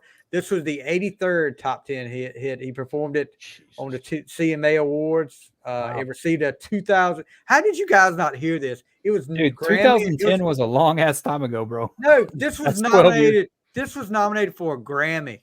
Yeah, but that was best country song. 2010. That's 12 years ago, dude. That's a You long know, time ago, man. I was going through a divorce then. I'm Yeah. sorry. Oh, Well, that's no excuse, Zeus. You should Oh, remember this damn it. song. Jesus. You remember anybody? Has anybody seen Amy? We remember that talk. But anyway, Britney Spears. important. No, that's If you see, I'll get into that story in a minute about it. Has anybody seen Amy? But it's about realizing the important moments in life, whether they be large or small. And it's talking about, it's pretty much through a father talking about, I think it's one part they talk about it, seeing his son at a baseball game. And it talks about, the son being born. It talks about I think he talks about his father dying and stuff like that. But it's, I mean, dude, if you like Troubadour, you'll like this one. It talks about, I can't believe I had a song that neither one of you. I wasn't real crazy about twang. I just a little bit too Texas country for me. I'm not a big Texas country fan. The chorus is like, life's not the breath you take, the breathing in and out. It gets you through the day, ain't what it's all about. You just might miss the point trying to win the race. Life's not the breaths you take, but the moments that take your breath away. So it's a good song. I mean, it's kind of sappy. I'll check it out. I hope he sings it better than you speak it. Well, if I could sing it as good as George Strait, I wouldn't be sitting here talking to you guys right now. No, I'd be in some karaoke bar probably trying to do it. Okay, George you Strait. should have run it and now listen. I got a song I want y'all to hear. Now write this down. Yeah. It's the breath you take, Stevie. It's a rump roast. All right. Number 1. I cannot believe nobody picked this song yet. Because I don't think it from the type of George Strait songs you're picking, I don't think anybody's gonna pick this, and I cannot believe this. I feel like this has always been considered his favorite, like best song. At least I thought. And that's Amarillo by Morning. My number 1 too. Ah, thank you. I didn't think you'd go there. Oh yeah. I'm like, isn't that like the most popular song? Like it's his best song in my opinion. Critically is like number 1. That's a beautiful song. He sings it perfectly. Yep. And it's like haunting. And then when it comes back to that last voice and the music picks up, there's nothing. Anytime that song comes on, like, I listen to Shuffle a lot. Boom. I stop and I got to listen to it all the way through, and it puts you in a mood. It's just a beautiful song. It's one of those things that I'm like, you know what? One of these days I'm going to learn to play guitar. It's going to be one of those bucket list things. I want to learn to play guitar, and probably one of the top 10 songs I want to learn to play acoustically and be able to sing it just for myself would be this song. Beautiful song. Just don't sing it. Don't sing it in the Ace voice. Amarillo by Morning. That's going to be on the next Origins Volume 3. Ace really sings George Strait. Oh, God. Write this down. Take a little note. Oh, my God. Amarillo by Morning. I remember this song. It reminds me of somebody on the cusp of making it really big, because he hadn't really quite made this song. Didn't make it to number 1, which is, I didn't know that because it's not on the 50 number 1s. And I was like, because I remember getting the 50 number 1s, and of course, listening for so long, you just automatically assume that song was number 1, but he wasn't quite as big there. I mean, but it's grown over the years. Yeah. And this is a song that I used to DJ weddings and parties and stuff like that. And this is what I would use to play my send-off song. Because I know some people, my boss, he's a DJ, put Let's Get It On. But I put it on Amarillo by Morning, and they just sit there and dance, and that's just a good, we'll see you later. And that's what I think he closed a lot of shows with this too. It's just classic, great song. Totally agree, Zeus. His best song he ever did. Yeah, you know what I remembered about it too, and I fell in love with it? I remembered there was, back when CMT was cool, like I could learn about new artists and I could get into someone's, and I could see videos. I remember they did a thing of like all these George Strait songs by other artists singing them. Yeah. And I remember Kenny Chesney doing this song. I'm like, oh, who let this asshole sing a song of George Strait? Because I'm not a big fan of his. I just, whatever. But he sang it and he did a great job with it. But the way they made it sound and they built it up, like him singing this song, I was like, I didn't realize this song was that big. Yeah. And it's just grown over time, like to become his signature kind of song. And you would think it would be a number one hit, but I was like I said, I've been listening forever. That wasn't a number one hit. When you see something on an album and go, where's this song at? Oh, it wasn't a number one hit. Wow. Elvis has got a lot of stuff like that. Oh yeah. Or that Definitely. that wasn't a number one hit, but this fucking song was. Yeah. Yeah. A lot of country songs that have become standards over the years. The one we sang earlier, Today I Started Loving You All Again. It's everybody sings that song. It wasn't even a big hit for what's his name there. Hey, Merle is Zeus Haggard. what I'm thinking about? I know you don't like Kenny Chesney too much, but he did a cover a couple years ago called I Want to Know What Love Is. A lot better than the Foreigner version. Check it out if you get a chance. It's a really good version. The only song I like, and I'm embarrassed to say I like it, it's so fucking cheesy, is that Tractor Sex. Yes. What? I- Tractor Sexy? That's Oh a good my- song, man. Come on. What, you don't Bucket know of that? ice, sweet tea. She's coming with some fried chicken, some sweet tea. Hell yeah, baby. Yeah. That's how we Oh, live by down the here way, in the I have- South, bro. Jason, I have a theory on that song. that song is filthy. Yeah, it is. That his tractor is his genitals. No, not country Yes. music. You're Yes. gonna turn it into Paul Stanley version. It's of her it now. tractor. She's attracted to us. They take it out for a ride, and she comes in. Look at the lyrics, see the video, and think of it as him describing his thing. And you're like, no. oh shit, She's this got makes sense. She's got the bucket of chicken and some sweet tea, brother. Come on, man. That's how we live in the Oh, South. no. She wants another ride again. She wants another ride. The tractor's not what she wants. She wants his tractor. That's what I think. She thinks his tractor's sexy. I'm just telling you. If you listen, Plowing. to Oh, this is a listen. dirty song. Plowing these fields in the hot summer Yeah, sun. plowing these fields. Go ahead. Open up a throttle and stir a little dust. Just look at her face. She ain't a fooling me. She thinks Yeah. my tractor's sexy. Keep Hold going. Hold on. We ride back and forth till we run out of light. Take it to the barn. Put it up for the night. Climb up in the loft, sit and talk with the radio on. Oh my God. Hold on. One more teeny weeny ride before I take her home. And look, they've already put the tractor up, Warden. Hey man, all I know is I grew up on a farm, and that never happened to me. So I guess I'm the loser. But the description, the two big tires, which are Hold on. and the thing. She's always staring at me while I'm chugging along.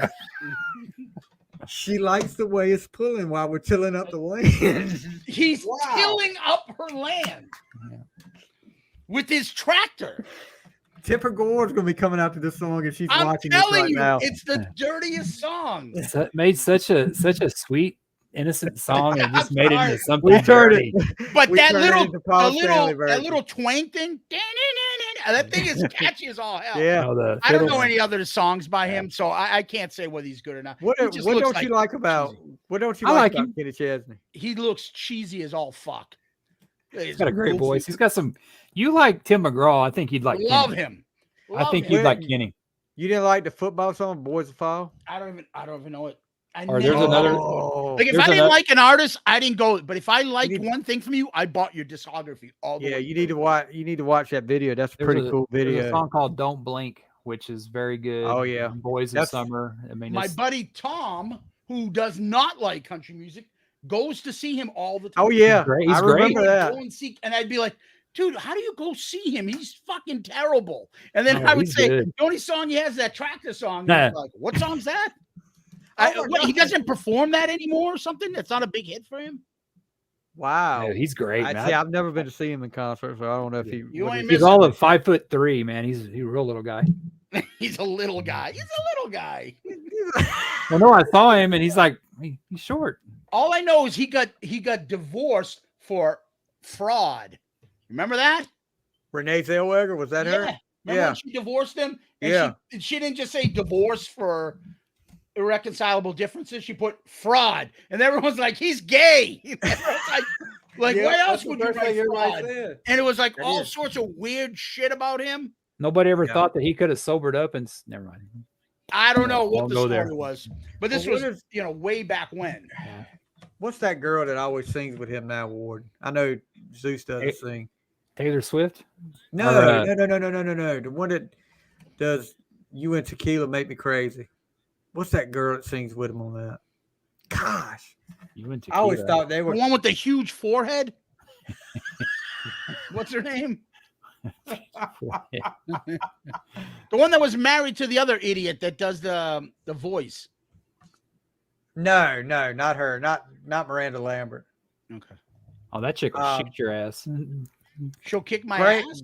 No, you ever heard her song? She's crazy, man. Oh, yeah, she is crazy. She's talking about getting guns out and setting your house on fire. Gasoline and bullets. Yeah. Grace Potter. That's her name. I don't know who that is. Don't know. She sings with him. If you ever hear You and Tequila, and I know Zeus probably won't hear it, but she sings. I mean, she does a really good job with him on that. She sings a couple of songs with him, and I always thought they were kind of like a thing, but maybe not. So you two got your number one out of the way, and Ward probably knows. So we automatically know you're wrong since you don't have art. Exactly. Okay. My list is wrong. You're the descent number one, like I was last week with the wrestlers. How the hell do you guys have a wrestling list without Hulk Hogan? I'm still stuck on that in my because head. They were scientific. No, I'm just kidding. Punch, kick, kick, leg drop, rake of the eyes. That's it. 100,000 people saw him slam Andre. I know that. I got you. It's not that they were there. Nobody walked out and go, "Oh, what the hell? You only did 3 moves." No, they were there to see Savage against Steamboat, man. That was in our top 10. Yeah. Savage and Steamboat were both in my top 10. Chop. Come on. No, they did more than chop. Okay. My number one is what got me started on George Strait. And, like I said, Sappy Time. It probably got played at 100 million weddings after that. I Crossed My Heart from Pure Country. Yeah, it's, I think I like the movie version better than I do the album version when he sings it like acoustic with nothing playing. But the only thing that turns me off about the movie version is those dorky little guys that were supposed to be the girl's sisters. And that one just got that look on his face, just keeps looking at her like. Is that the one that's crying? The one's kind of crying. Yeah, right? That's what we were talking about. Me and my daughter, I said, "Oh my God, he's freaking crying." I never noticed it before. He's crying. And I'm like, "Oh my God." But yeah, I mean, Stevie, that's probably like one of the best that, you're obviously a guy because you're looking at another guy crying and like, you want to call him a word. I mean, this is like a romantic movie where he's wooing this girl that wants nothing to do with him. And you're worried about the dude crying, man. Yeah, but I've never noticed it before. I've seen it I've probably seen the movie like 20 or 30 times, and I'd never noticed that the brother was crying at the end. I was like, "Oh, dude, grow a set. You're supposed to be a cowboy." No, I'd be crying because you got a rich brother-in-law now, man. Hell yeah, George freaking Strait, dude. I'd be crying too. Believe it or not, Dean Dillon did not write this song. It was Steve Dorff. Stephen Dorff from Blade. He wrote the song? No, this is a different guy. And Eric Kaz. It was, of course, it went to number one in the United States and Canada. So, one of his best songs. Billboard had it ranked number 5 all time, and American Songwriter had it ranked number 4 on their top 10 list. So, number 5, what all time? Country or no? George Strait Songs. George Strait Songs. Yeah. So, I Crossed My Heart's my number 1. How many repeats did we have up here? One thing I want to add to that. Yeah. That was my brother's wedding song. From Boston, him and his wife who was from New York. From Boston, and y'all had George Strait. And he had that as a wedding song. And then my younger cousin ripped him off like 7 years later and used that song too. Is there like people. is it? Hold on. Is there like a time limit would you can have people's wedding songs? I mean, other people's wedding songs. Oh, yeah, that was really kind of cheesy that he took the song. I hope he's not listening. But yeah, yeah. If he is, you're disowned from the family. That's all right. But I will, y'all's talking about wedding songs and being a DJ. I used to DJ. And I think the worst wedding song of all time was not the Aerosmith version of I Don't Want to Miss a Thing. Was the Mark Chestnut version. Chestnut, yes, he did. Oh, you want to talk about torture? Oh my Lord, that was horrible. That song? I forgot. Yeah, it was. Yeah, you're right. It was. I don't like the Aerosmith version because I don't think it's them.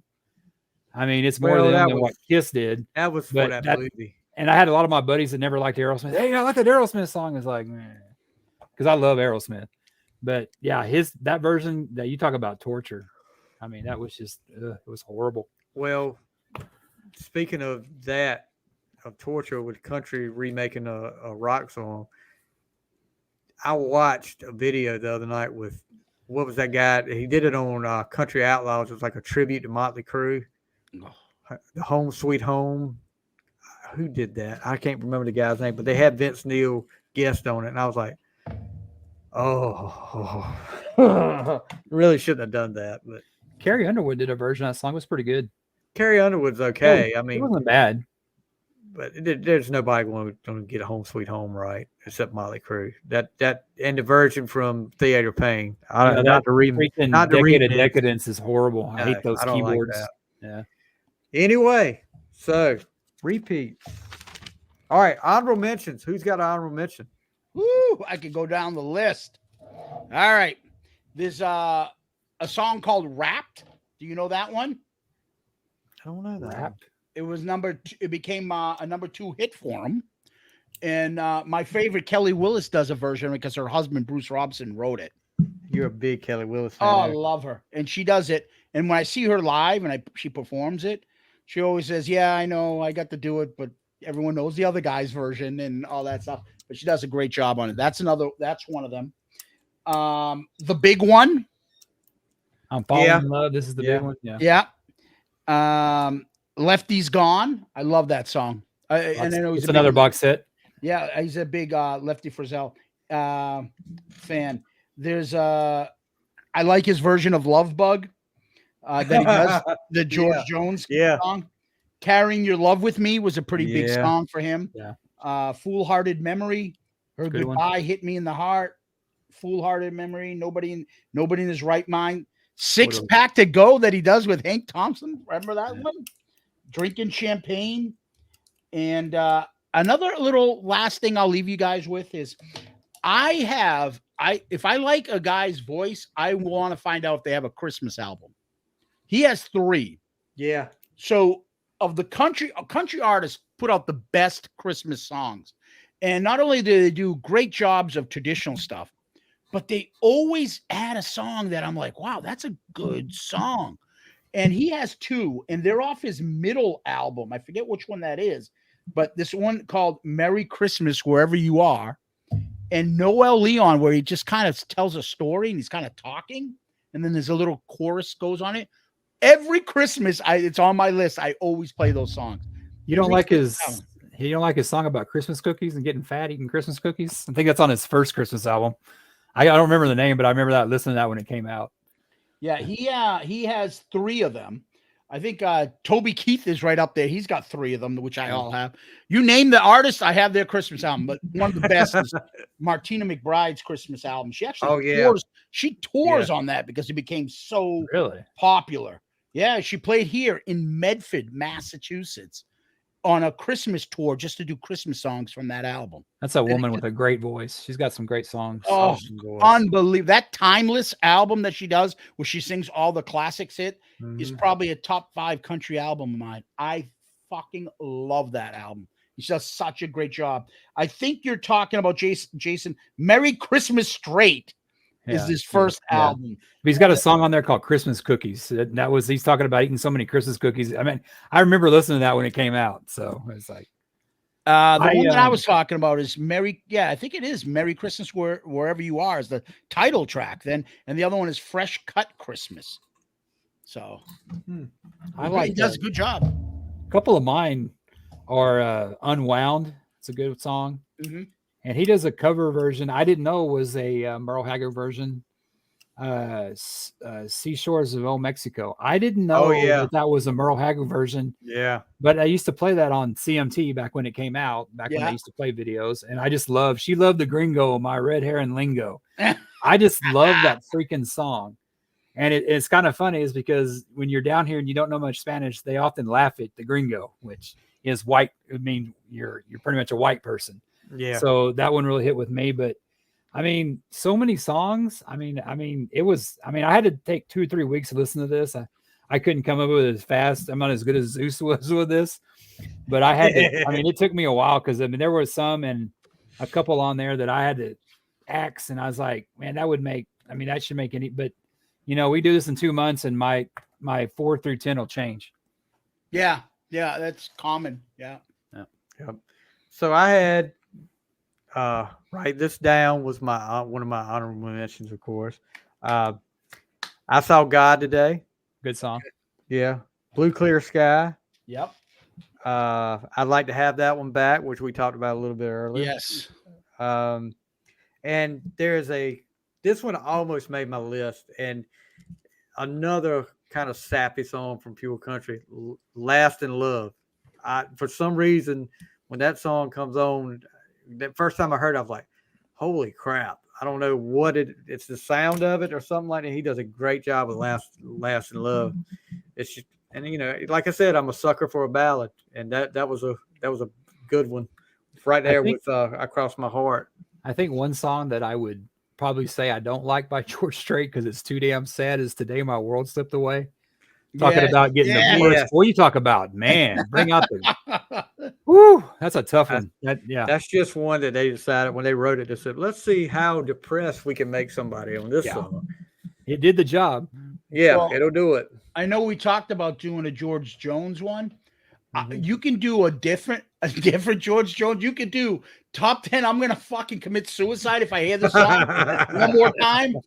George Jones list, because holy shit, does he have like what the fuck? This guy's someone do a wellness check on him because this is not right. Yeah. But earlier we were talking about when you talked about Britney Spears, Warden. When we did the 90s album episode, there was a song that I remember back in the 90s, and it was a group. I don't think they ever did another song again. It was brother and sister, John and Audrey Wiggins. And I just remember it. You got it, Zeus. You remember the story. Because I was talking about that because I got it off like one of those sampler things. And you were like, right there. He's got it. Because I was like, if anybody's seen Amy, and all of a sudden he said, it's right here on this thing right here. Hold on. Yeah. Go, Jason. Hold on. John and Audrey Wiggins. So if you're out there, John and Audrey Wiggins, we want you on the show to talk about it. Has anybody seen Amy? Is it like a one-hit wonder or what? Yeah, I mean, I don't even know if it was that big of a hit, but I remember listening to it on that sampler thing, and I was like, this isn't a bad song right here. But it's a bad song or a good song? It wasn't a bad song. Oh, gotcha. But I'd never heard of them before, and I'd never heard of them again. All right. There were a lot of like that in the 90s. Remember that band that did Cotton Eye Joe, Rednecks or whatever, the dance version of Cotton Eye Joe? There it is right there. Yeah. Oh, it's wow. a sampler All thing. those new country. There are wow. songs I still have anytime I make a mix that I've put on my phone that I never even heard any other song by these artists, but I love this song. There's a guy there named George Dukas, ain't it? Dukas. Dude. That is the worst name for an artist. What's your last name? Dukas.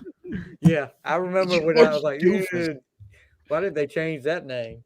You know, talking about the 90s and all the great music, there was one song that came on, with your shuffle was so big with your, iPhone and iPad. Jeez. A song came on that it just really, another song that was kind of a breakup song. And it was by somebody who's no longer with us. I think me and you were talking about Stevie. song called by Minnie McCready. It was called "You'll have Never all Know." the- You'll You'll never know. You never know. Yeah. God, that was such a great freaking song that didn't become the hit it should have. I have like 5 of her CDs Yeah, right and there. I love and it her was stuff. that was like one song that I just thought should have been a huge hit for her, and I don't know if it was or not. She had such a great voice. I know. And, I mean, beautiful girl, and just got. And then Roger Clemens fucked her up. Is that who it was? Who was the other guy? There was another guy. Dean Cain. Dean Cain, yeah. Yeah, Superman. Yeah. Who's in the Carrying Your Love With Me video. He's on the motorcycle with George Strait's wife when George Strait's walking away. That's Dean Cain. He's in that video of the song you just talked about. Yeah, he's in it. He's in You'll He's Never in Know. one of their videos. Yeah. I wasn't paying attention to him. I was looking at her. Yeah. Oh my God, she was insane. It's such a I trouble. mean, just I didn't know that about Clemens. I'm going to have to look that up. I didn't know. Yeah. Oh yeah. Oh, yeah. He was Yeah. like banging her and doing shit when she was like 16, 17. Yep. And then became a big star afterwards. She had some issues later on. Sure Shit, did. you can go to Pornhub now and go catch up with all her shit that they have that she had done. It's Oh, kind of like Greg Allman with Savannah, that he got her onto cocaine, that porn star that was real hot in the 90s. oh, she's another one. Got Yeah, all- that Greg Allman got a hold of. Yeah. A lot of Here these we guys go. would be. Here we go. We're going into A lot of Shout these It Out guys would be Loudcast in territory now. If there was like Facebook, I mean, a lot of these rock stars would be in prison right now. Oh, I mean, We're Yeah. not going to talk about somebody being drunk on something in a minute, are we? yeah, top 10 fucking dirty old men that fucked up women's lives. yeah. You can do a list like that. I hadn't heard about Roger Clemens, so I had to look that one up. George Dukas, Lipstick Promises. I remember that freaking song. It was awful. It was awful too. Sorry, George. If that's your, it was an awful song. Dude, there's a song called Eugenius. Genius. Oh my Eugene. God. Who sang that? Who sang that? Brian White. Oh, I Oh, remember that's him. the He one, was, yeah, he was the one that was in the Shania Twain song. yeah. Yeah, he was from the like a Coleman pretty on. like a little pretty boy, wasn't he? Yeah, he Yeah, was. he had a couple of songs. I remember. He did, but he's and it look. The bad thing was, I think he did the country version of "From This Moment" with Shania Twain, and then when she went crossover, they He just took him out. eliminated. They Yep. just took him out of the whole song. I was Like, like, how do you feel about that? It's like, okay, you're going to be on this big Brian, hit. Oh, you're what not do you actually going to think? be on it. I'm not on it. Yeah. But anyway, He I wasn't digress. enough man for that, for what Shania was. God, especially back- George, Can't handle that. that's our freaking that's a task for us for one of our episodes is to try to find George Dukas and to bring him on to talk about lipstick kisses. Dukas. Is there a Dukas in the house? George Doofus. That's what I think. Anyway, all right, Warden, you got any last words? George Strait, king of country, at least in Texas. I know that me and Zeus kind of disagree on who's the best George, but that's what, like I say. I thought it's Bob the only- Wills. The only list is the only correct list is your own. Anybody else is wrong. So, but I thank Zeus for coming on. It was nice to actually meet him face to face. We've talked a lot, and it's nice to actually meet him face to face. Yeah. Well, I appreciate it. I always, you guys always interact online, social media, and I love, the fact that you guys can branch out and not just do hard rock. You do. This is my country release, which I'll never get on my show. I'm ready for Travis Tritt, man. I'm ready for Travis Tritt. Yeah. We'll definitely, whenever we do something country, we'll let you know from now on. So that would be great. One question I want to leave you guys with. So, would you list your top, make it 3 or 5, up to 3 or 5? Who are the biggest Texas country music stars? Ooh. If you put them in order. Texas. Go ahead, Warden. You got George Strait number 1. Well, George Strait's number 1 for me. So I'm not a big George Jones fan. He's a little bit before my time. I don't hate the guy. I mean, I obviously like some of his stuff. My God, Texas. I would say Willie Nelson. I'm just Willie's too. We won't even say they're like what do you call it? Willie's there. Willie's there. We don't have to say the rankings. Waylon Jennings is a Texas guy, right? See, that's who I like. Waylon Jennings. Bob Wills, who the big song is named after, right? Mm-hmm. The King of Texas, everyone says, Yeah. right? Isn't Travis Tritt? Isn't Tennessee. Tanya Tucker Texas? I think so. I think so. Isn't she a big Texan? Hold on, we'll find out. She's Seminole, I'm Texas. not a big Texas, not a Tanya Tucker fan. Oh, I love Oh, come on. She's Tanya another Tucker one was that great. can sing anything. I mean, when I say love I'm not a fan, I don't dislike her. It's just that she's Oh. just not something that's been in my wheelhouse, you know. She's got another one that was probably top 10 country album for me. One of her greatest hits that she did back when she had a Glenn Campbell. Glenn Campbell, yeah, that's Glenn another Campbell, yeah, they were always in the Rhinestone- National George Choir. Rhinestone Cowboy. I had that 45 as a kid. That was my first 45. That, and I had a Buck Owens knockoff red, white, and blue guitar, like they play in the Nirvana video, the Unplugged or whatever. Who's it? Pat Smear's playing that. Is that Pat Smear? Yeah. That is the coolest name in rock, dude. Sorry, Pat Smear. I mean, really? That's really his name? Yeah, It's like, but, no. but obviously, Bucks were always that Telecaster. Yeah. That Pat Smear is actually George Dukas. He changed his name to Pat Smear. Dude, Okay. that's gonna stay with me, George Dukas. George Okay, Dukas. I got a question Dookie. for you, Zeus. I Yeah. don't know if you want to say this for another podcast. You talk Sure. about Texas. Mhm. Maybe name your 3 top country stars ever. Your 3 favorite ever. All right, so I'm not gonna put Elvis as country because he's Right. considered rock and roll. Like if you had the 3 artists in country that you listen to the most. I'll look back here and I will say it's definitely George Jones number 1, and I like 3 rows are just him. So probably Tim McGraw,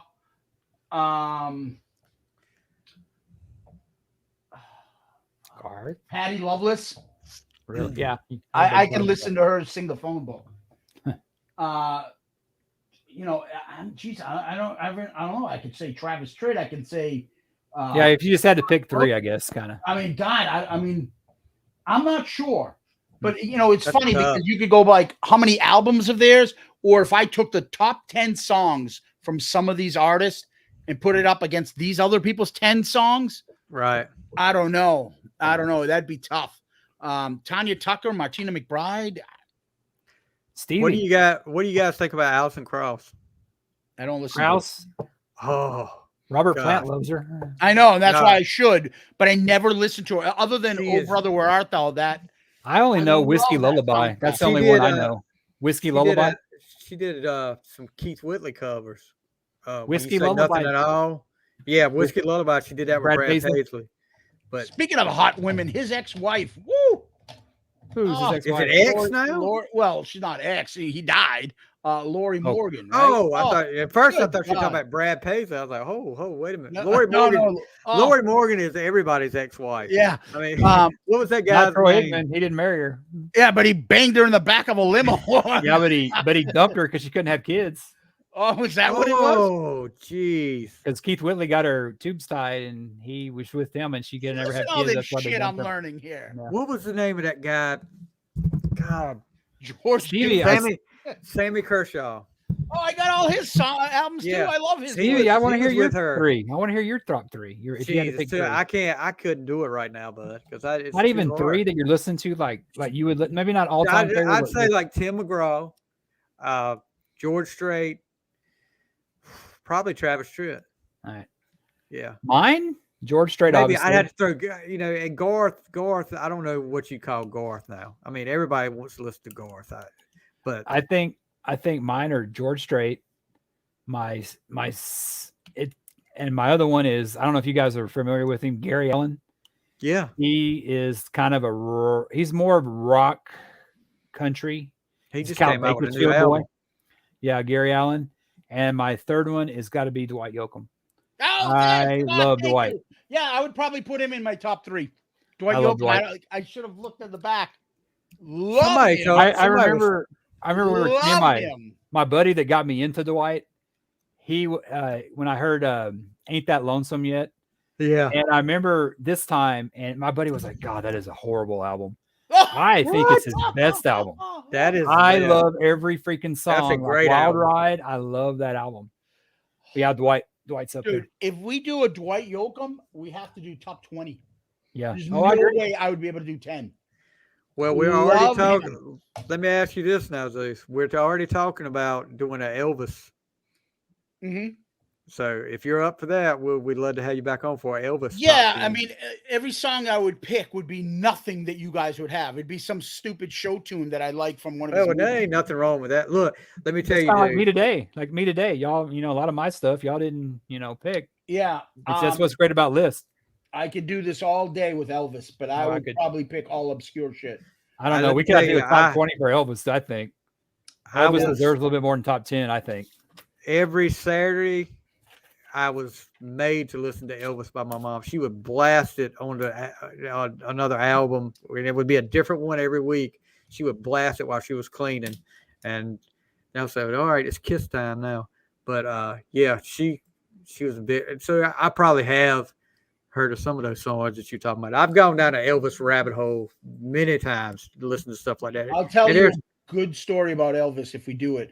A real one. I went to Graceland for my 30th birthday. A girlfriend took me Wow. with, and I got a great story that has something to do with these guys. I'll save it. Red Sox. Yeah, and Elvis. It was 2004 when I turned 30. I went to Graceland in '94 because it was the weekend that Jackie O. Kennedy died. Because I remember that where I was at, and I remember people telling me they were telling the stories in Graceland how the Beatles were there and they were doing these jams in some of these rooms, but there was no recorder for it. I'm like, oh my god! I mean, it's like, and it's like everybody was like, "What's a tacky ass place?" You know what? If I had money, that's exactly the kind of shit I would buy. I would be tacky as hell. Dude, it was people would say it's tacky. Yeah, it was great stuff. Like people the went jungle to his house room, everything had a carpet on it. I mean, that was great. But did you ever, hey Zeus, we're finishing up on the Elvis stuff. Did you ever see that documentary in the 90s with Bill Bixby that talked about him being alive? And then Howard Stern called in the middle of the show. Was Howard Stern that one?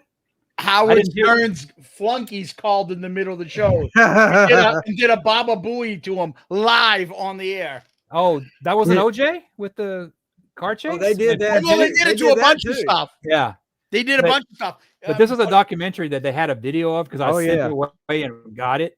But they have a picture of him in a screen door. I go, well, that's proof. It's like, you know how many freaking people look like Elvis? Come on, they could have got anybody to do it. In the 70s? Yeah, no, it's about, was Elvis alive? And he hosted. How bad did Bill Bixby need money? And they took some live calls, and one of the live calls was one of Howard Stern's. Really? I didn't know that. I have to look that up. Yeah, and they pranked them on the air. Was it Sour Shoes? That wasn't me. Sour Shoes? They had a book and a cassette tape with that too. Because I remember Elvis alive. I know. Yeah. I used to watch all this shit and have all the books and stuff. Somebody let my mom borrow it, and I got the cassette. I said, I'm gonna listen. And they had a supposed phone interview with Elvis. He calls her when she's asleep. And he gets her tape recorder. I got to hide. Oh, I remember that. I don't want to. I had to fake my own death, and he talks about all this stuff. And I was like, that could be any one of the 5 million Elvis impersonators out there. That was what's great about the 90s. You had like Art Bell. You had all these, before the internet, you had all this stuff that you had imagination. Now you can just go look it up, and everybody like that's got a voice, and it's crazy. You can go on YouTube board and find it. The Elvis Conspiracy, hosted by Bill Bixby. I saw that, but I didn't know Stern did it because I'm a big Stern fan. So there's another one. Is Elvis alive too? The Bill Bixby documentary. Yeah, that was Howard Stern, Bill Bixby, Elvis. I bet you go find it. You know what? Poor Bill Bixby, man. He was like real sick during that time. He needed the money. Yeah, that's sad. Yeah, the only other thing I'll leave you guys with is the same thing. You were talking about the 90s. Remember JFK comes out. Yeah. People were buying books to read about the JFK, the movie afterwards in the conspiracy. Now you have the internet. You could be lost for years looking up stupid shit on JFK's assassination. It's so overwhelming you don't even bother. But I remember he's not really dead. He's not really dead, Zeus. His son's coming back to run for vice president. Oh, as a Republican. Yeah, and that happened in Dallas. A lot of people turned out. Just saying. Hold on. Are the same ones that think the Cowboys got a chance to win the Super Bowl. Oh, anyway. All right. Well, Zeus, thank you so much for sir. Thank you guys. Last minute guest. like I said, I was at football workouts with my team, and the Zeus like, why didn't you tell me you were doing George Strait? I was like, I didn't know. Don't come out on me. Anyway, It was actually my pick. So Awesome. yeah, Awesome. glad we got to spend some time with you tonight. We've been here over 2 hours. I loved every minute of it. Same here, guys. Same here. Look forward to hearing you guys again soon. Take your time. We're patiently waiting for you guys. Hope everything goes well. And thanks again, Zeus, for being on here. Warden. yes, thank you, sir. It was nice to meet you, and I hope many more we do. Absolutely. Thank you, guys. Appreciate it. All right, guys. You guys have a great night, and we'll see you next week on The Fly. See ya.